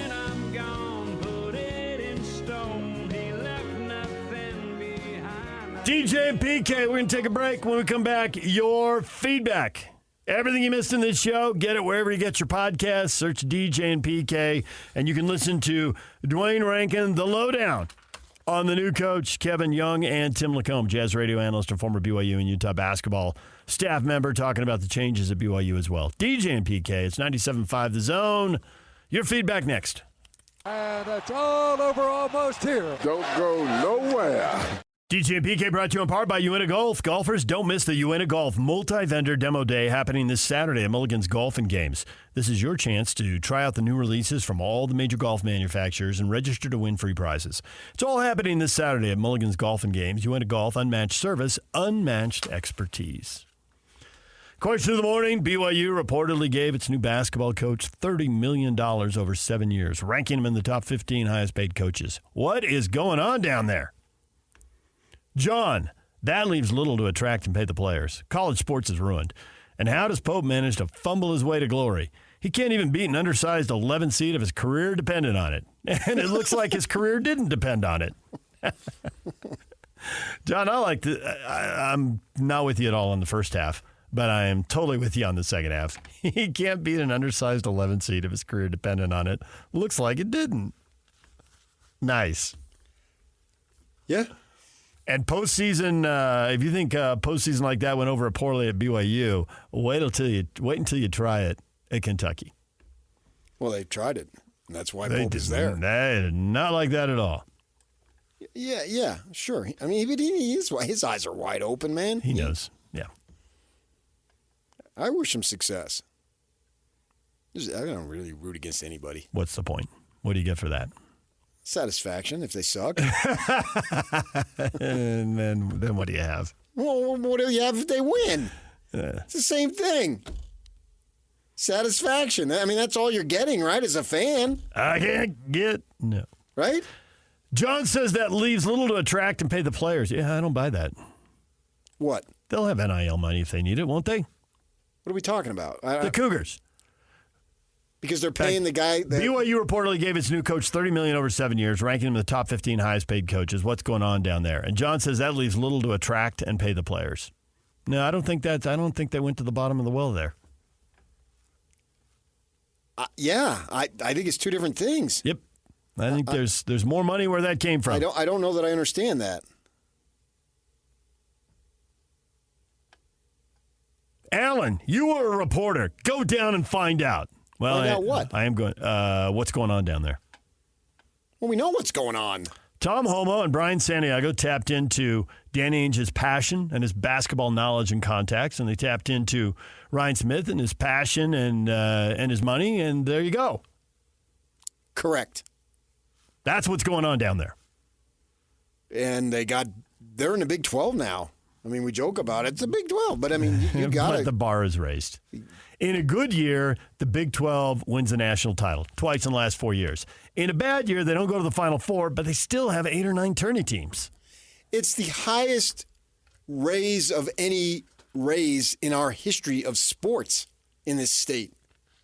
It's way more than BYU to Big 12 in football. It's way more than Utah to the Pac-12 in football.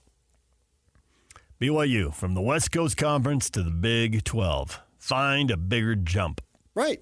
Utah State, from the WAC to the Mountain West. No. Jump. Not that big a jump, though. Right. I mean, I think Corner Canyon to Region 3, but we dominated, so it was no big deal. Stop. I don't even know what, I just made that up. I don't know what region they're in. You're close. That was good. They were in Region 3, and then they moved. Well, there's only like 4 regions, right? I mean, so how many regions do they have? 5? So, I mean, it was 4 for a long time, and then I think it went to 3. So, yeah, you didn't have that many options. And you knew Region 1's Davis County, right? I did Region not. 1 is Davis County. I did not. Oh, yeah, it is. Region 1, Davis County teams. I did not know that they were. Down there at the south end of the Salt Lake Valley, the odds of them being in Region 1 aren't good. Travis, if you want to keep coaches, you have to spend. That's the bottom line, Travis. You want to do anything. If you want to run with the big dogs, right? You want me to be employed by you, you got to spend. There it is. Big dog. And believe me, PK and his supporting cast. How you doing over there? I've opened up the windows and the money is flowing in. How you doing over there, supporting cast? Yeah. Hey, you guys are important, man. That's condescending. I It's like not. that. It's not important. Come on. I value your contributions greatly. I was just talking to Yock yesterday about getting a salary increase. Lloyd, pony up. Give Yock some more money, you cheapskate. Lloyd just said no and walked away. Wow. Didn't take long to fall into the role of tough guy boss. Come on, man. Yock's a valuable member of the team. Both of you are. Hey, I Yock. need you. Yock and Lloyd, I want to thank you guys, though, for holding off on the conversations during the 9 o'clock hour so that Yock could actually listen to the show yesterday. It was a little humiliating yesterday as a cast member here who doesn't get full top billing. You? Whose name is on it? You think that I didn't purposely said no? Make sure his name is first. His initials are first. Hey, Yock, are you listening to the show? Hey, Yock. That was a little awkward yesterday. They aren't listening on my own show. I listen. I'm not fiddling around like you do. You're actually fiddling around right now. I'm not. I'm not doing anything that's taking my attention away. It's just an addiction. I was fiddling with the phone, but I ain't looking at anything.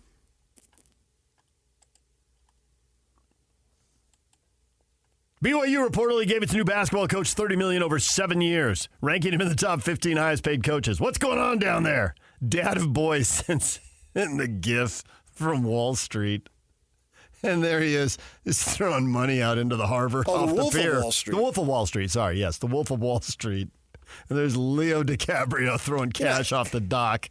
You always go back to that movie, and I'm thinking it has something to do with what's-her-face. Could be. Yeah, you horn dog. Dad of boys, you horn dog. G-Man, Ryan Smith to the rescue. Hey, at least people are talking about BYU, right? We are. They are. Yeah, they've never gotten this run on any coach that they've ever hired. U State Iceman, is the football program having a holy cow moment? Because they don't get that kind of money. I thought football's the driver for money making. What say you? Well, we'll see going forward here.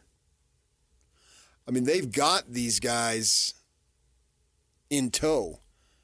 In order to get a Kevin Young, who had options, you had to go out and increase the situation. But they are paying the football coaches if more the than Cougars go they've ever paid them. 10-2, then what happens? and somebody comes a calling, then you're going to see it. Yeah. That's just the way the business world works. And let's hope they go 10-2. Quinny Ute, BYU sugar daddy got $1 billion in public assistance from his friends in the legislature. That's what's going on. Good for him. Got the money for hockey, so it freed it up for BYU. Quinny Ute, speaking for Ute fans who aren't happy. Okay, well, there you go, man. He's smart. What are you going to do? Tyler says this is a mistake. Guy has 2 years as an assistant at the college level. Nearly 20 years ago, he's never had to recruit, and paying him $30 million in hopes he can recruit is silly. He is just as likely to epically fail as he is to succeed. Jeez. Except recruiting now is driven by NIL. That is going to be a factor. This isn't recruiting 10 years ago. 100%, yeah. Yeah. Duh. Yeah. 5 years ago. Ben says wealthy alumni ponying up is a good thing at any university, but they should also do it for things other than sports. Why?